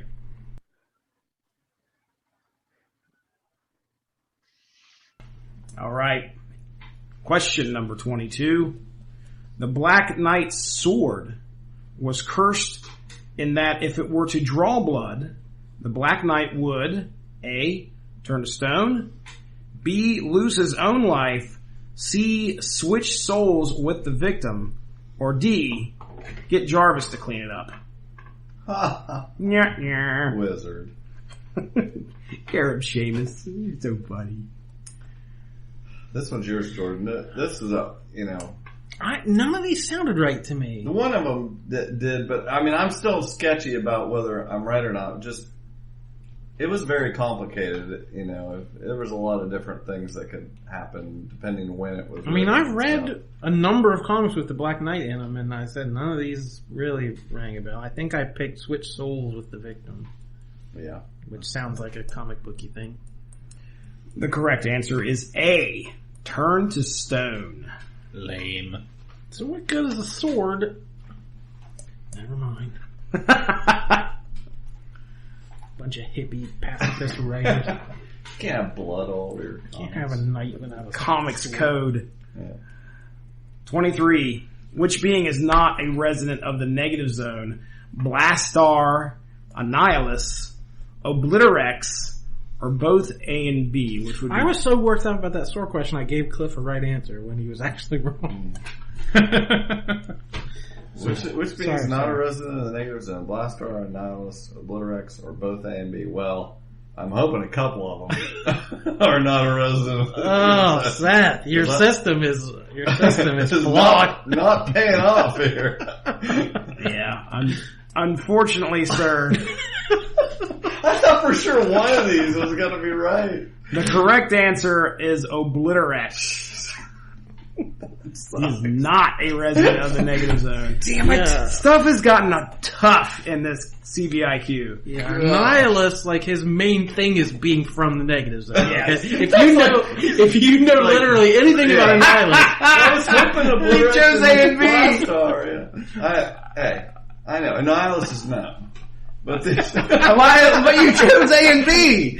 Did you choose D?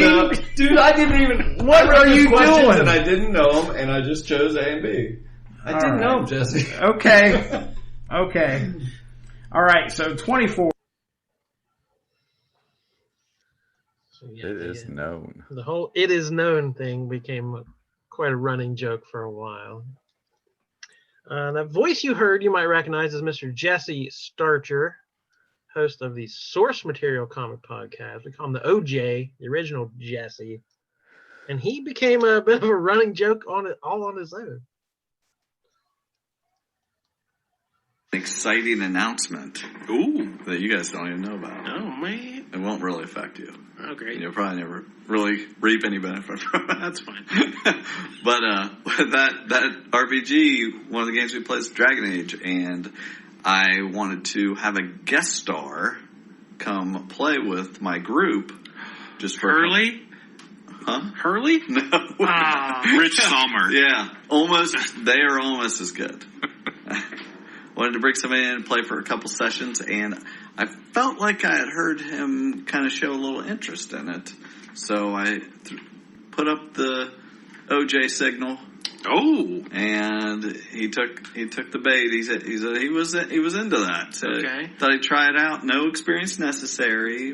I've got a very that's right. I've got a good group that's very welcoming, and will be he can try it out and just take a shot at it, have a little fun, and nice. Yeah, it's a little limited series, so he'll play a couple sessions and then leave, and if he might come back someday. Anyway, so we're excited about that. That's coming up next month. Then we got the report after the fact. And the other thing I was going to tell you.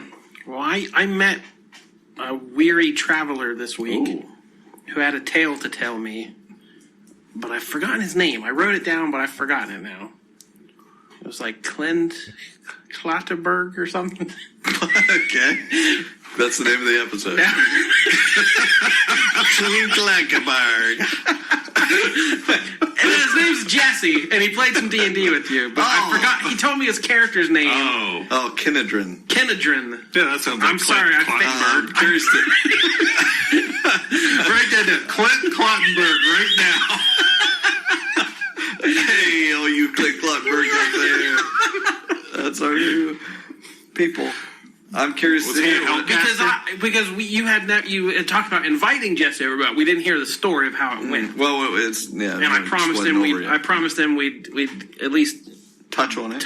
Yeah. I was kind of just holding out until it was all done. Oh, okay. But we can touch on it. What did he say? Oh, he told because I'm fascinated. Right. I've never gotten an invite. Right. Well, I'm not going to invite somebody that I feel like is not interested. That would be pretty silly. But I want to be Clint Klottenberg. I'll make you a character. Clint Klottenberg, you just clean the camp. Clint Klottenberg, camp cleaner.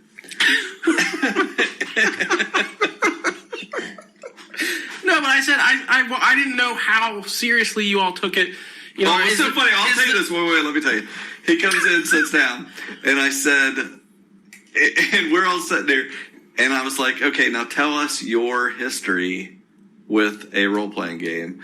And he was like, oh my God, there's a test. I just started sweating. I wanted to know. I was like, the reason I invited you, reason I even considered you, your name popped up in my head was just because I remember him posting years ago on Facebook a little cartoon that showed like a bad experience playing D&D. It was basically just nobody paying attention, and whatever. And he was like, "This is what I remember of playing D&D." And I thought, what a terrible memory. If that's your impression of it. And I said that to him, and he said, "Well, I played with this guy, and he did like this voice and whatever, and we all looked at each other like, oh crap, because I will like try to talk like different, I don't do voices very well, but I'll be just have maybe a slightly different accent or something just to separate things. He never liked many faces or anything, but it was just funny that he led with that, and I was like, uh-oh. I don't want to play with some moron that does voice. Right. Yeah, that's all I want to know is, is the TV on in the background and you're all on your phones and just kind of half-heartedly throwing the dice, and it's more like a book club, you're all just chatting, or I was like, is there costumes and props? And all He's like, oh, there were some props. Oh, yeah. He had music playing to set the mood. Yeah. So he seemed to have enjoyed himself. Yeah, I'm glad to hear that. Yeah, it was... We usually are not sitting there on our phones. Anybody is welcome to check their phone here, and we don't care about that. But it's like you're not going to be just sitting there on your phone the whole time. But if it's kind of focusing on somebody else, by all means. And this isn't that hardcore. But yeah, we get into it, and anyway. Way to go, Clint Kloppenhaber. Anyway, Clint Clattenburg. He must have enjoyed it because he came back a second time. He's back. It's exciting. He's back. And then we played some Dragon Age. We had old original Jesse came back for his second guest starring session. Clint Clattenburg came back, and he had a rough sesh, guys. His goat, Steve, got ate by a dragon, and that's bad. And what was funny was they've never even seen a dragon in this game. We've been playing for 4 years. It's called Dragon Age. We've been playing for 4 years. I like the slow. That's the Game of Thrones method. Like, right. Tease the dragon. I totally have drug it out forever. Seriously, 4 years. Nobody in the main group has died, and they never saw a dragon. And then in Jesse's first session, we had a character die. In his second session, we finally saw a dragon. He thought he saw a dragon at the beginning of the session. He called it a winged rabbit because it was in the garden. Anyway, Jesse's a funny guy. And then and his goat got killed, and his brother got killed. So he had a rough time. And then that sounds like a bad day. Yeah, and then he got kidnapped at the end. So Jesse's gone, and we're officially naming the search. Clint Clattenburg is out there somewhere. We're calling it the search for Jesse. And so that's their goal now. Whatever. I feel like that's what we call this podcast. Yeah, that's right. Search for Jesse's. Search for Jesse's. That's the name of the show. Like and share 5 stars. So now the next few months we're searching for Jesse. So months, just months or weeks? I like to throw it around. One of the players asked me tonight, is anybody coming this session? I was like, we have a special guest. They're like, is it Jesse? Is it Jesse? I was like, well, if you find him, it will be. So I just like to imagine Jesse will stay with you. He was in the basement now. You give him a spare room. He is being super quiet downstairs right now. He can come up at any more. You find him, he'll be here. But I explained it to Jesse. I was like, Jesse, if they find you, you'll come walk in the door, and it will blow their minds. Trust me. I was like, so it's going to be super cool. He's way into it. He's just glad I didn't kill him off. He wants to come back, so it's definitely going to happen. Took a while, but it paid off. 2 years and 7 months. Technically, those are months. Yeah. Wow. All right, so here's a few more of our favorite moments. Here's just a few rapid fire ones in a row. This first one proves our recent obsession with actors' eyes are not a new phenomenon. We've been at that a while. Been happening for a little bit.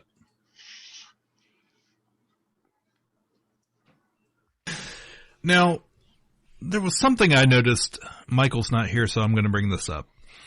There was something I noticed, I guess I didn't in Civil War. T'Chaka the older version of him when he gets killed. What's up with the eye? He must have a glass eye. That's what I assume, but is I didn't notice it till this movie, but it was very obvious that he either had a glass eye or it just didn't move. He obviously couldn't move it. Right. Yeah, I don't know. Was that just something that came along with the actor, or was that did they pick an actor because of a character? I was kind of assuming it was for Forrest Whitaker. Anyone who was related had to have that lazy eye, like the younger actor who played young Forrest Whitaker. He had it too. All this first 20 minutes of all. Hey, I love Forrest Whitaker, crazy eye and all. Yeah. Let's talk more about people's eyes. What about his face? Was it the right? Was it elongated? And then what were the group of? I got to converse with the entire Lowe family that day. What's up? Yeah. I didn't know they all really existed. I thought they just kind of stepped in for each other. Even Justin was out front. He was in full Star-Lord outfit, minus pants. Oh, didn't have the long pants on. That sounds like a Lowe. He didn't know he was cosplaying until he got there that night. He didn't pack Star-Lord pants. Yeah. So we actually, all three brothers ended up wearing the Star-Lord costume. I was going to say, I thought you were wearing it at one point. It got more moist as the day went on. So he got a clean coat. Yeah, the rest of you are sticking to it. You're welcome, people. I was also letting you know that. Yeah, we stand there, my store is just a few feet from the street, so we stand out there in the grass and wave and get people to hug. And we had a couple cardboard standees. I had a Captain America and a Hulk. My nephews were Spider-Man, and the little one switched. I think he was 4 different costumes throughout the day. Nice. So I didn't wear the costume a ton, just for a little bit. And when I walked outside in full gear, there was like a family taking pictures with the cardboard standees. And switching, everyone got a picture with it, and I walk out like, hello everyone, and they're like, well, time to go. Like they did not, they were very happy to get a picture with flat cardboard, but. Wow. Oh, well.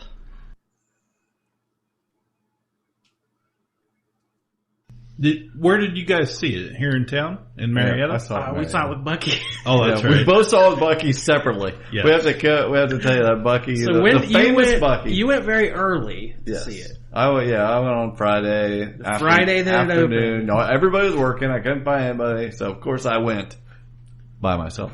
And solo?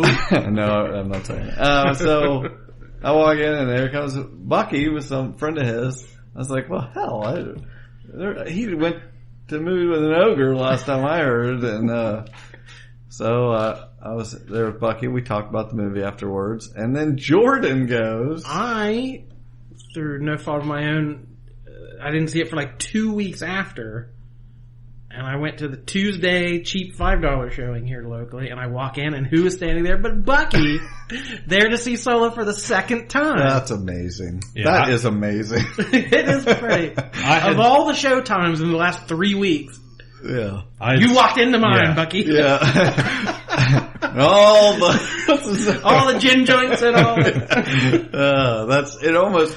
Now that I think about it, this can't be coincidence. He wants to go to the movies with everybody that Bucky. He does. I ran into Bucky. He just hangs out in the lobby, and then if he sees a podcaster comes in, then he buys a ticket. Finally. I saw him Saturday when I was filling my truck up. It's getting creepy.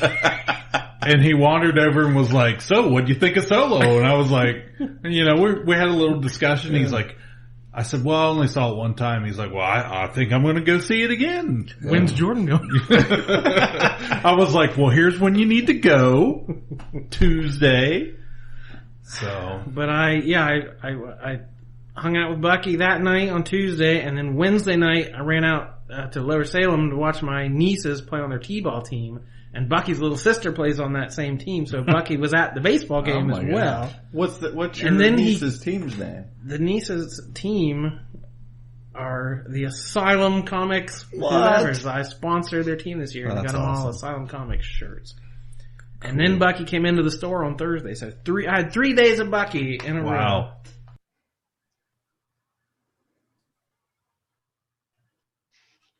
Yeah, so that was my graph. Tell us what you love. Well, that's not. I couldn't tell my Kashikis apart. Yeah.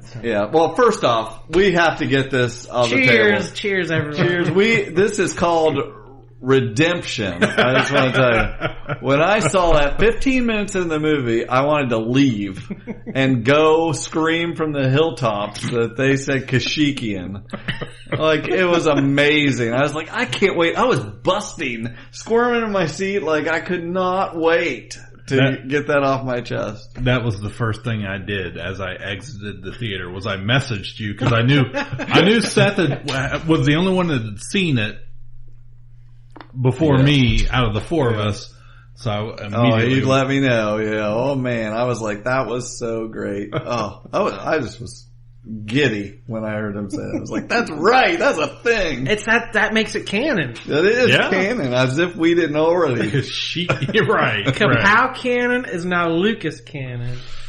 Awesome. No, that was I think that may have been a So Pro throwback right there. Wow. Yeah, you're gonna have to check one of the other best of to get the full Kashiki story. But I don't know. Yeah, the last 20 years, every role is just bigger than life. Tom Cruise. Ever since that Scientology kicked in, allegedly. You're always watching our court crimes. I am the KA-Pow legal counsel. Yeah, that's it. This is our legal plan. Anytime anyone says anything questionable, Jordan jumps in and says allegedly. Okay.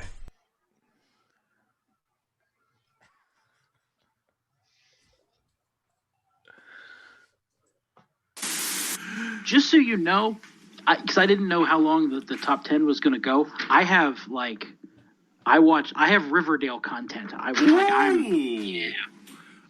Actually, Jordan and I were talking about this, because we record every 2 weeks, and so the next time we're scheduled to record, he'll be at the Bigfoot Mothman. That's all. Yeah, whatever. Same thing. The same people.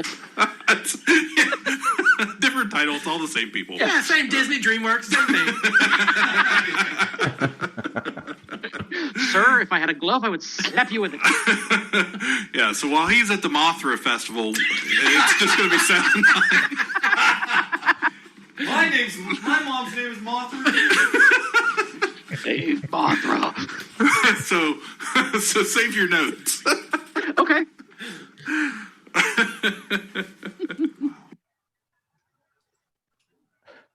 That was pretty good. So it just so happened the bounce back offer that was running currently right now is it's free dining, which is going to go away forever at some point. We're all just kind of waiting. We know it's a promotion that's on its last leg. They're not going to do, but you can, if you do dining plan, you get free dining. You save a ton of money by doing that. So I had to take all the blue milk you can drink. Exactly. All the frogs you can pull out of. But you got to drink it right out of the nipple. That's the green. No, that's the green milk, not the blue milk. 4-nippler. Family style. Exactly. Yeah. In case you didn't know, Disney. You got to get some of the right upper. Disney is they're in the process of eliminating straws in their theme parks. Yeah. So that's how we're replacing them with nipples. I have always been a proponent for this. Yeah. So, anyways, I did book my book a trip for. I'm just gonna. Just keep going. Keep going. Push right through it. Freudian nip. That was the title. I push. Gosh. Guys, now. Oh my. The Freudian nip slip. I don't know that I've ever heard a more perfect Freudian slip in my life. Wow, that was good. That was good. We didn't stop being juvenile there. Oh no. And then kind of the big story of the year was Batman Damned, which we haven't have not talked about. This was Brian Azzarello and Lee Bermejo. They have teamed up on several stories before. They did the Joker one-shot. They did a Lex Luthor one-shot. Amazing detailed painted art. And this was the first book from the Black Label imprint that was meant to be not only mature readers, but this was supposed to attract the best of the best writers and the best artists to tell whatever kind of story they wanted. No continuity concerns, like Grant Morrison's All-Star Superman. They're the next printing of that will have the Black Label logo on it. These are timeless, iconic stories, and they said whatever format fits it best. If it wants to be a graphic novel, if it wants to be a miniseries, if it wants to be oversized, undersized, whatever makes it work for the art. We're sacrificing anything else for the end product art.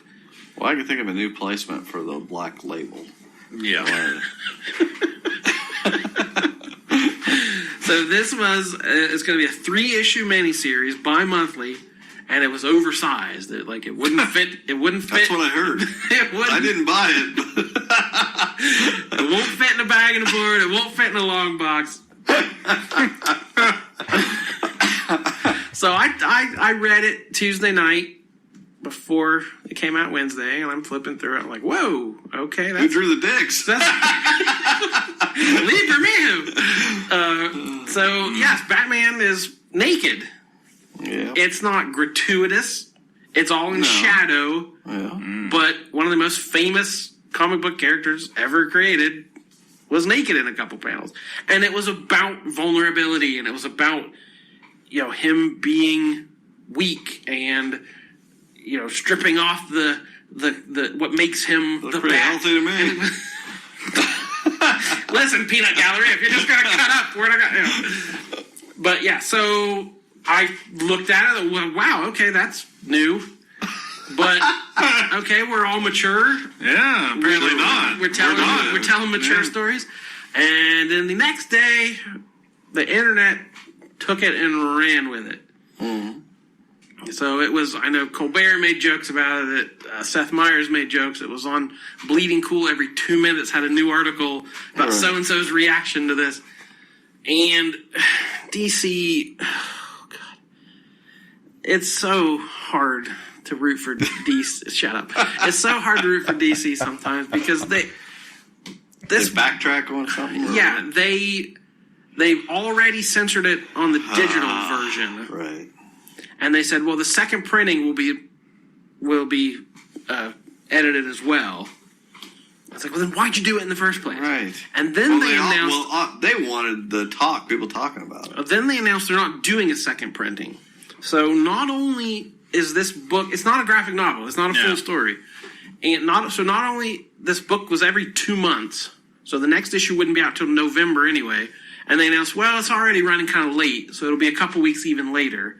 And then we're not reprinting the first issue. So... They got the bat eraser out. Everyone who bought... I was in the pool! Yeah. Everyone who bought this first issue, a lot of them were speculators and buying it because, it's really valuable. And it did shoot up on eBay and went crazy on the price. And the people, I'm sure, who just wanted to read it now can't find it. Yeah. And it's not being reprinted. So my question is, who is going to buy issue 2? Robin. They're going to have to top. They're going to have to top what happens. But yeah, so issue 1. I've got jokes all day. The people who bought.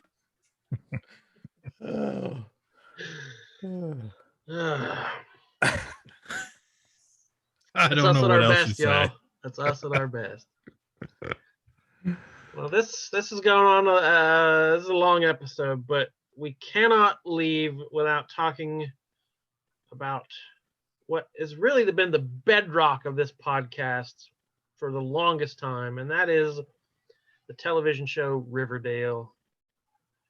These episodes were right at the peak of the Dale. This was right as season 2 was ending, and we were getting that payoff from the Black Hood. And right at the start of season 3, Griffins and Gargoyles, the mystery was just kicking off. So this, we maybe didn't know it at the time, but we were experiencing peak Riverdale. So here's some of our favorite moments from the day. Okay, so we need to figure out. We like to randomly pick who goes first, so because someone might get to be the one with the last movie or Rock, whatever. paper, scissors. 4-way. Okay, you guys all do it, and I'll play the winner. Okay, here we go. Ready? Rock, paper, scissors, shoot. I threw the fang. You win. Okay, so Jordan, Rock, paper, and scissors, Michael fang. and I all threw scissors, and Cliff threw serpent fang, so he wins. Dang it. I should have known. Oh, I should have thrown paper of the blue and gold newspaper. Oh, that would have been. I don't know who wins that. Blue and gold's very powerful. Okay, we need to stop talking about Riverdale. No, never. Okay.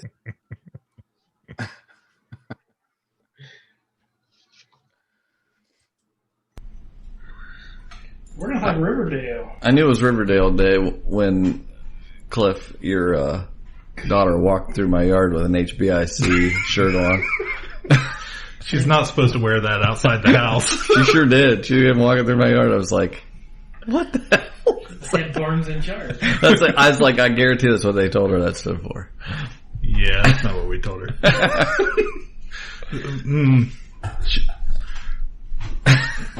So my daughter may be a little obsessed with Riverdale to the fact that every time we go to the mall, the local mall here, and we have to go to Hot Topic to see what kind of Riverdale merch they have. And every time we go, we come out with about $40 worth new Riverdale stuff. But yeah, my wife wasn't going to let her get that t-shirt. Like, this was months and months ago. And she was like, no, you're 10 years old. You can't wear a shirt that says HBIC. It's the Vixens, I know what Cheryl, it is. yeah, I saw it. for the muggles out there. Little did my wife know at that time that I had already bought that shirt for my wife. And then it turns out Carly went and bragged about something to one of her friends her friend that doesn't even watch Riverdale, her mom went out and bought her the shirt. So then my wife went immediately, as soon as she came home and told us that, so-and-so has that shirt. She's not allowed to wear it to school though. My wife immediately went out and bought the shirt for our daughter. So just to be the cool mom, and now they have matching head BIC. So you got the hot dads and the cool moms. That's right. Riverdale. So season 2 is...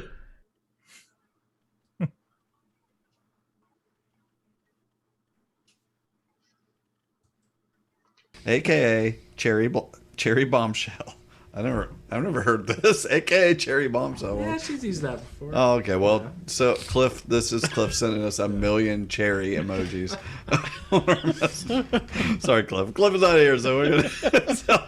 I will give Cliff credit. I'm pretty sure he's the first one to. I said I wanted this to happen. Was it Cliff or was it you that said Shoney? Like I think it was ago? me. Okay, I'm giving myself credit. If anyone wants to go back and find, I couldn't remember if it was Choney or Chosey. Well, it's because it was back during the Chosey episodes where they were kind of playing that. Oh, and then I thought it was Cliff. He's claiming it's him. Okay. No, I'm just waiting for Choney. They said because I like Tony Topaz. I think that was months ago, Cliff. and now it's happening. So somebody needs to get credit for. Oh yeah, somebody go back and find that. Well, I feel like maybe I just wanted it in my heart, and Cliff actually said it. Yeah, I'm giving the credit to Cliff. We all wanted it in our hearts in other areas, but it's we all collectively. But I think Choney and Chosey are too close together, so I think we need to decide whether it's Tossum or Blowpaz. Blowpaz was the best. Oh my god! Because I get them too confused, so we need one that's not. It's obviously what we're talking if about. I ever have twins, that's their names. Toss them, get in there. Help your sister Blowpaz. Anyway, she says, "Feel free to tremble." And she says, "Get your sapphic serpent hands off my body," which I looked up sapphic because I kind of had a vibe here, but it always refers. Get your sapphic. It remained below Paz ever since. And we got Veronica has a kissing booth for her. That was weird. Wow. It's not one of those things that, if you read an Archie comic in the 50s or 60s, that would be a fun thing. Yeah. But this show is not that. Yeah. So. I like that they try to stick that stuff in there. Like, this would be totally cool if we just drew this. Yeah. Locally sourced kisses. Line up.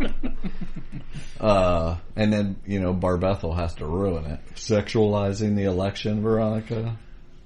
She's a real wet blanket. She really is. Yeah.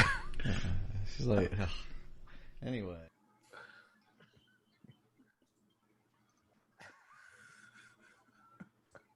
Movie, Denis Villeneuve. And I said after the musical episode, I was a little bit, that was a little bit of a letdown. But then we kick off this episode. And it's white hot awesome. With the Riverdale Cheerleaders in their morning uniforms. Yes. Now they have black unis and even the black pom-poms for that extra special bit. Now we all three have that on hand. Yeah, we all three went to different high schools. Did your cheerleaders have morning outfits? No. I'm pretty sure they use the same outfits for years on end because there's no budget for them. So Riverdale must be doing all right. Ours only had one pair of pants.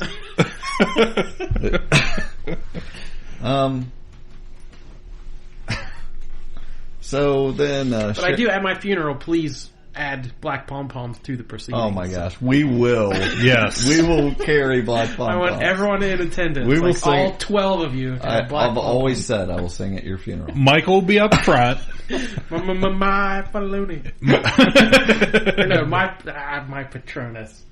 My Patronus. I can't keep all our amazing songs. I've got a whole album's worth. Anyway, it's coming out. So we got what are we calling Betty and Cheryl? Because I like that pairing. Ooh, Chebby. What? Chebby. That's not what I was. Well, that's the title of the episode. And they're really laying this cousin thing on thick. Like they say cousin like all the Cheryl time. Cheryl certainly does. Yeah, Cheryl really likes having a cousin.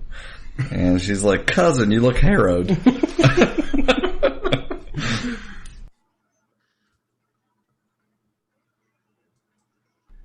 He's ready to look, and meanwhile, Andre shows up at the Andrews house. You see her pick up Veronica. And I was like, I thought at this point, we hadn't seen Andre, I thought, and since the mop shot him. Yeah. And now he's totally fine. Yeah, totally. What the hell is going on? I need an explanation. She didn't shoot him in the foot. He can still press the gas. I guess, but shouldn't he have lashed out like a maimed animal and went out killing everyone? Just running on instinct. Maybe it's like Andre is a series of like cyborgs. I would not doubt it. Anything's on the table. T3000. It could be any of these. Andre 3000. Yes. Come on. I'm writing that down. I already did. Okay, so. Forever.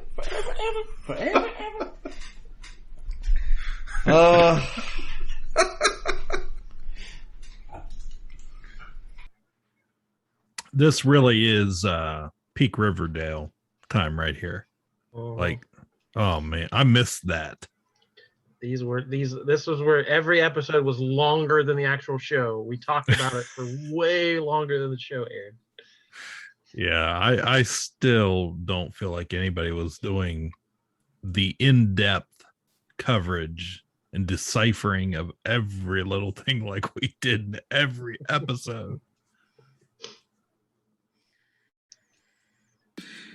So they're down in the bunker. The other guys are going to have oh no, Betty is upset because she wants help from Jug to break out Archie, and he's too busy playing his stupid game. But you don't understand. I was impressed with how many candles they could fit in the bunker. Yeah, I don't have that many. It's wall-to-wall candles. This is like a terrible hazard. They're underground. There's only one fire escape. Yeah, one fire escape.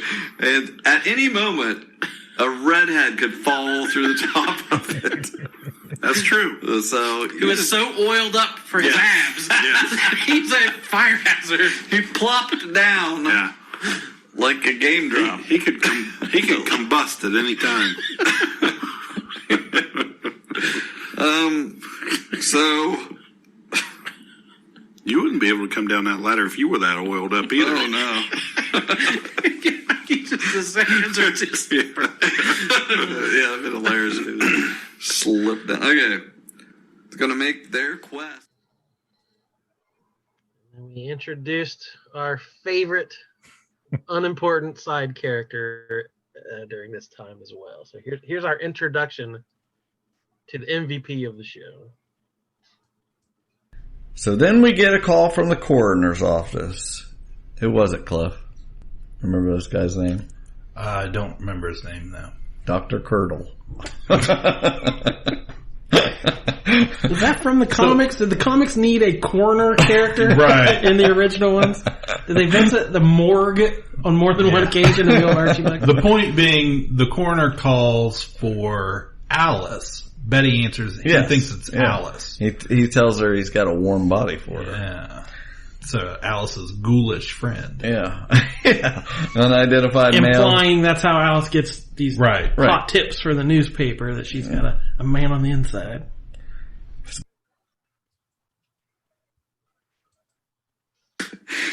Dilton was raving about the Gargoyle King. And then you gotta watch for this. Jughead took his hat off here. So we'll see if he got any more serious. Yeah. Maybe you and I should investigate this together. She'll try to see if Dr. Curdle can get him into the coroner's office. So a reappearance of Dr. Curdle. But it's Dr. Curdle Jr. Yeah. That was my biggest laugh of maybe this show's whole run, that the man had the name tag on that said Dr. Curdle Jr. on his name tag. That gave me so much joy. Just don't want to get confused. Dr. Curdle's my dad.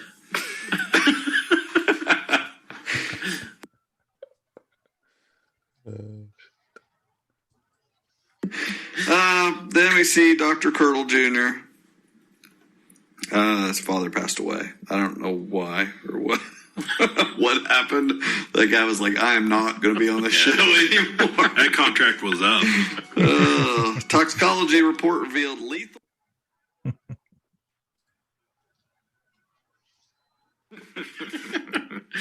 So Dr. Curdle is Junior. Oh my God. That was a great moment. You can't say it. You can't say it wrong. It just can't be done. He has a name tag. It says it right on there. Gosh. I can't believe I got those two confused.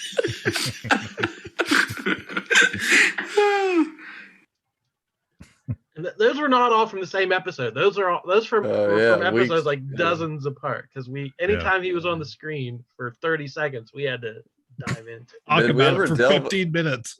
Did we ever delve into the fact that in some reality he would have had to inter his own father?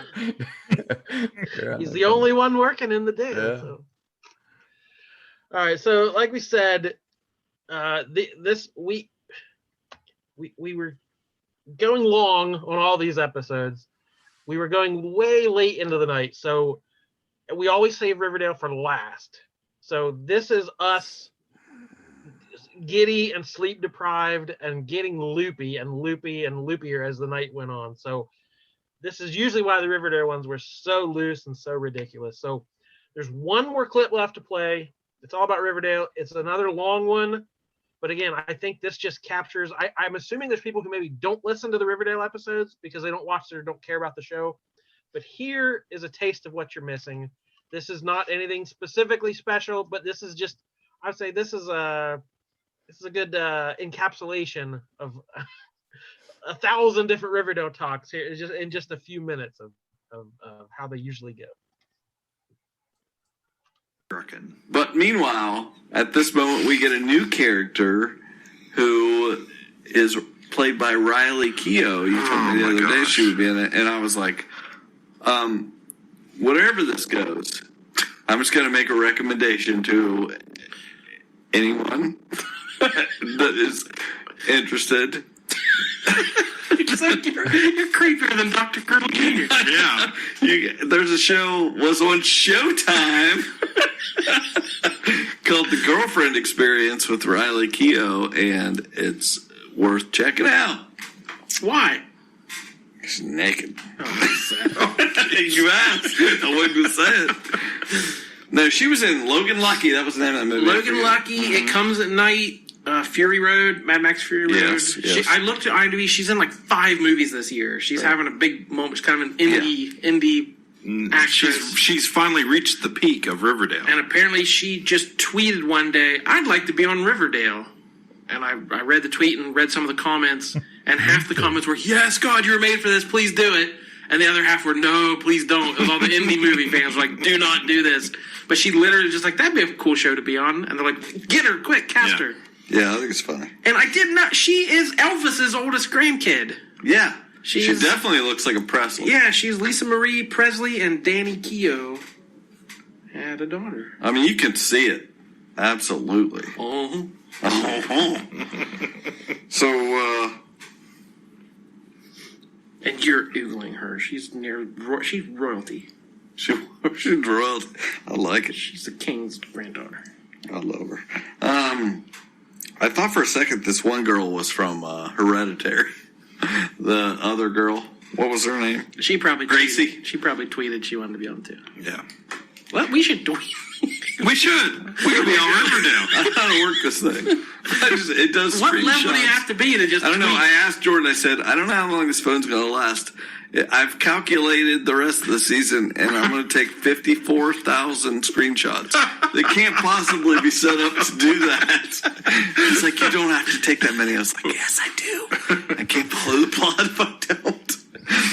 I mean, imagine them going on like a true crime podcast to try to solve some clue, and we as the guest stars. I mean, come on, that would be... Oh, yeah. Oh, man. We've got it on Seth's phone. I'll be like... And we'd be screenshotting ourselves on TV and then talking about us so many layers. on TV. Riverdaleception. We have to address, too, that the cat's out of the bag a little bit on how we do this. What? Brilliant and scary. Stop. Yeah. Our chief benefactor, Justin Lowe, apparently asked the other day. It was another person who's never seen one episode of Riverdale. But he's a faithful listener. He doesn't have to watch it. We cover it all, scene by scene. And he wanted to know, apparently, how, if Seth was some sort of savant, or does he just keep the most meticulous notes in the history of man? And Jordan had to break the ice and let him know that. Well, basically, how many kinds of savant are there? I'm the kind you're thinking of. Well, so there's also some great AV Club quotes about here we Riverdale. go. I didn't look them up. I wasn't ready for this either. It's 7,000 messages. So Riley is playing a character called Lori Lake. And she's got Gracie there with the shotgun. And they got one question for these guys. You boys like stew? Sure enough, they do. They eat outside at the picnic table. Have some stew. What's the AV Club say? The AV Club hits the nail right on the head, AV Club. Talking about episode 40 or chapter 41 is one of those Riverdale episodes where if you were to explain a large portion of it to anyone who knows absolutely nothing about Riverdale, which is exactly what we do, amen, you would sound very out of touch with reality. Yes. That's technically true of every episode, especially after the first season. But imagine having someone who knows nothing about this show watch any of the scenes where Jughead goes on and on about the Gargoyle Gang. Then imagine them trying to understand why you watch this show. Just to be clear, I'd argue these scenes are exactly why anyone should watch this show. That's right. It's a scene that has to be seen to be believed, beginning in a tent city that not even anyone who watches weekly understands the reason behind. Yes, all of that. They had said in an earlier review that sometimes the shows are a drag and it's actually more fun just describing what's happening. It is, which is exactly what we do. More fun doing this that is than our watching game. the show. To talk about it and actually say what is what we're doing here. So Archie thinks a farm this size should have more people working on it. But he just automatically... Clark Kent did it for years. It was only one of him. Yeah, true. But Archie's just like ready to move in. Yeah. Like, let's settle down, Jug. We're home. This makes no sense. But they went like, I mean, that's some good feet stew. out of town. That's stew we're sticking around for, boy. Let's live here forever. Let's see what else they'll cook. Yeah. True. Yeah, I mean, yeah, he's all in. He's like, let's get out of town. I got to get out. People die wherever I go. Hey, there's a barn. Let's save people die when I go there. Well, a lot of men in town are at a job down the river. Yeah, because all the men are gone completely. There's no men whatsoever. Well, only women. There was her father and her brother went. They came back every now and then, Cliff. We were on an end game. Yeah. Exactly, Ross. Archie's ready to move on. Yeah.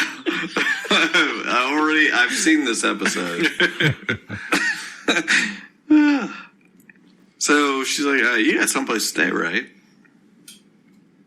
If you don't mind sleeping in the barn. This is like the farmer's daughter thing where the farmer's daughter is telling you to sleep in the barn and don't come in the house. It's weird. So what could we do to repay you? Can we just get to the shaving part? Because that... The what? I'm dying to talk about that. The what? Where she shaves him. We'll get there. Settle down. Slow burn. And I feel like we missed the first half where, like, you know, she shaves the abs. Yeah. Shaves the it was chest. just all of a sudden, I'm like, what is going on right now? Does she do this for everybody?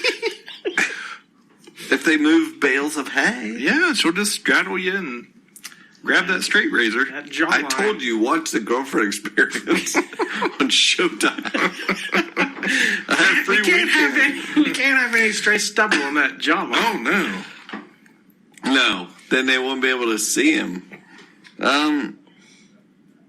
Jughead's like, this place What's happening? Where are we? This is why we did Riverdale second. All of your life has led to this. Every choice I've made. Right here. Yes, Right in the now. infinite realities of the multiverse. Yeah. No matter what, I've looked at all of them, and they all bring you right here in this moment.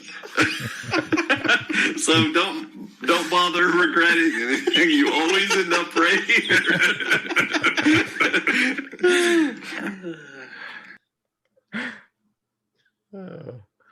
No place I'd rather be. That's funny. Oh, that's it. That's 300, guys. Oh my gosh.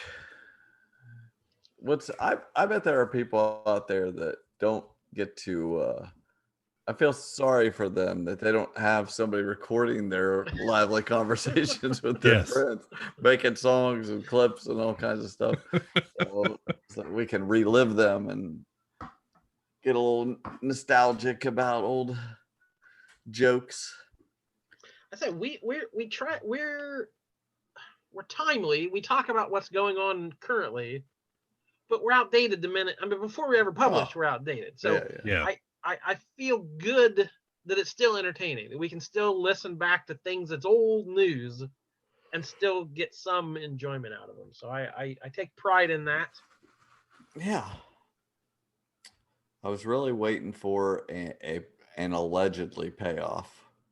You set up the allegedly, and then I really wanted an allegedly payoff. Again, that was a running joke. Like I know I said that quite a lot, but that that was the impetus of that. Good stuff. So yeah, we are onward and upward. Yeah, it's funny. At the beginning of this episode, we were talking about, at this point in the podcast, our episodes were all extremely long and 2 hours. You know, we were trying to keep it under 2 hours, and I'm looking at my timer going, oh boy. We've been at this one for a while. We had to recapture that same magic. Hey, it's an anniversary. We're allowed to indulge. Yeah. Yep. Nothing to leave on the cutting room floor. Oh, good stuff. All right. So, hey, thank you again to longtime listeners, first-time listeners, patrons, whoever is out there listening to us. If you've ever given us a shot, we thank you. I want to thank you guys for always being there and taking time out of your days, all the extra work you do on this, all those screenshots, all that editing and sound making. All those notes. You take all those notes. See. Write the script. Yeah, I was looking for a GIF yesterday when you realized we were doing this episode. I was looking for a GIF of you shuffling notes frantically. It doesn't feel like work. It feels like play. Yeah. Otherwise, we wouldn't do it. Yeah, it is funny because we don't go off a script. You know, a lot of podcasters plan their shows every kind of segment and minute, and it's going to be this long. I'm going to talk about this for this long, and we have never done that. We have always been just off the cuff. 5 minutes before we hit record, we're like, what are we gonna do? Give me an idea. And it's always kind of worked. Do those other shows have listeners? Maybe that's what we're missing. Yeah, is that why we don't have complaints? Yeah, maybe a bare minimum of preparation would lead to something. I don't know. Nah. What's the point? Actually, our numbers have been up lately. So again, thank you to everybody out there. And that's a big round number. It doesn't mean very much, but it's cool to hit 300. There's a lot of podcasts out there, but you know, there's only a certain percentage that stick with it for 300 episodes. That's a lot. That's a lot of anything. So we're gonna get that vote next time for best of the MOV. I can feel it. We'll just outlast them. Don't enter us.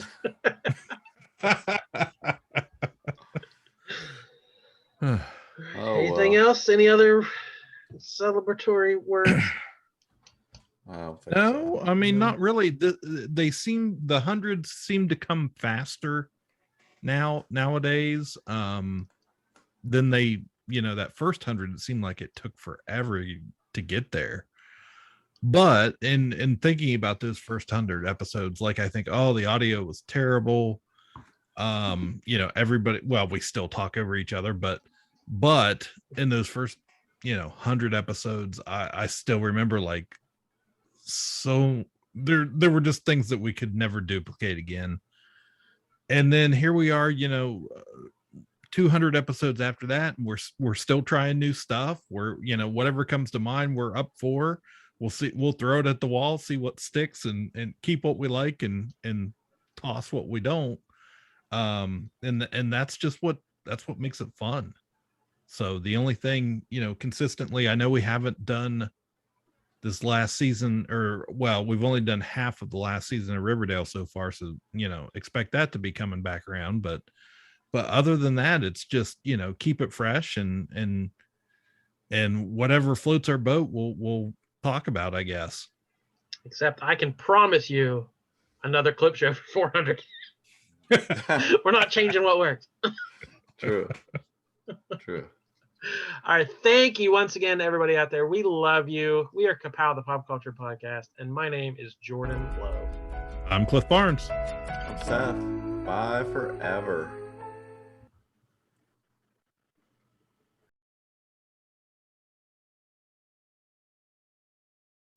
KA-Pow, the Pop Culture Podcast, is intended for entertainment and information purposes only. Sounds, music, and clips played during the podcast are property of copyright holders. All original content is property of www.udownwithkpp.com.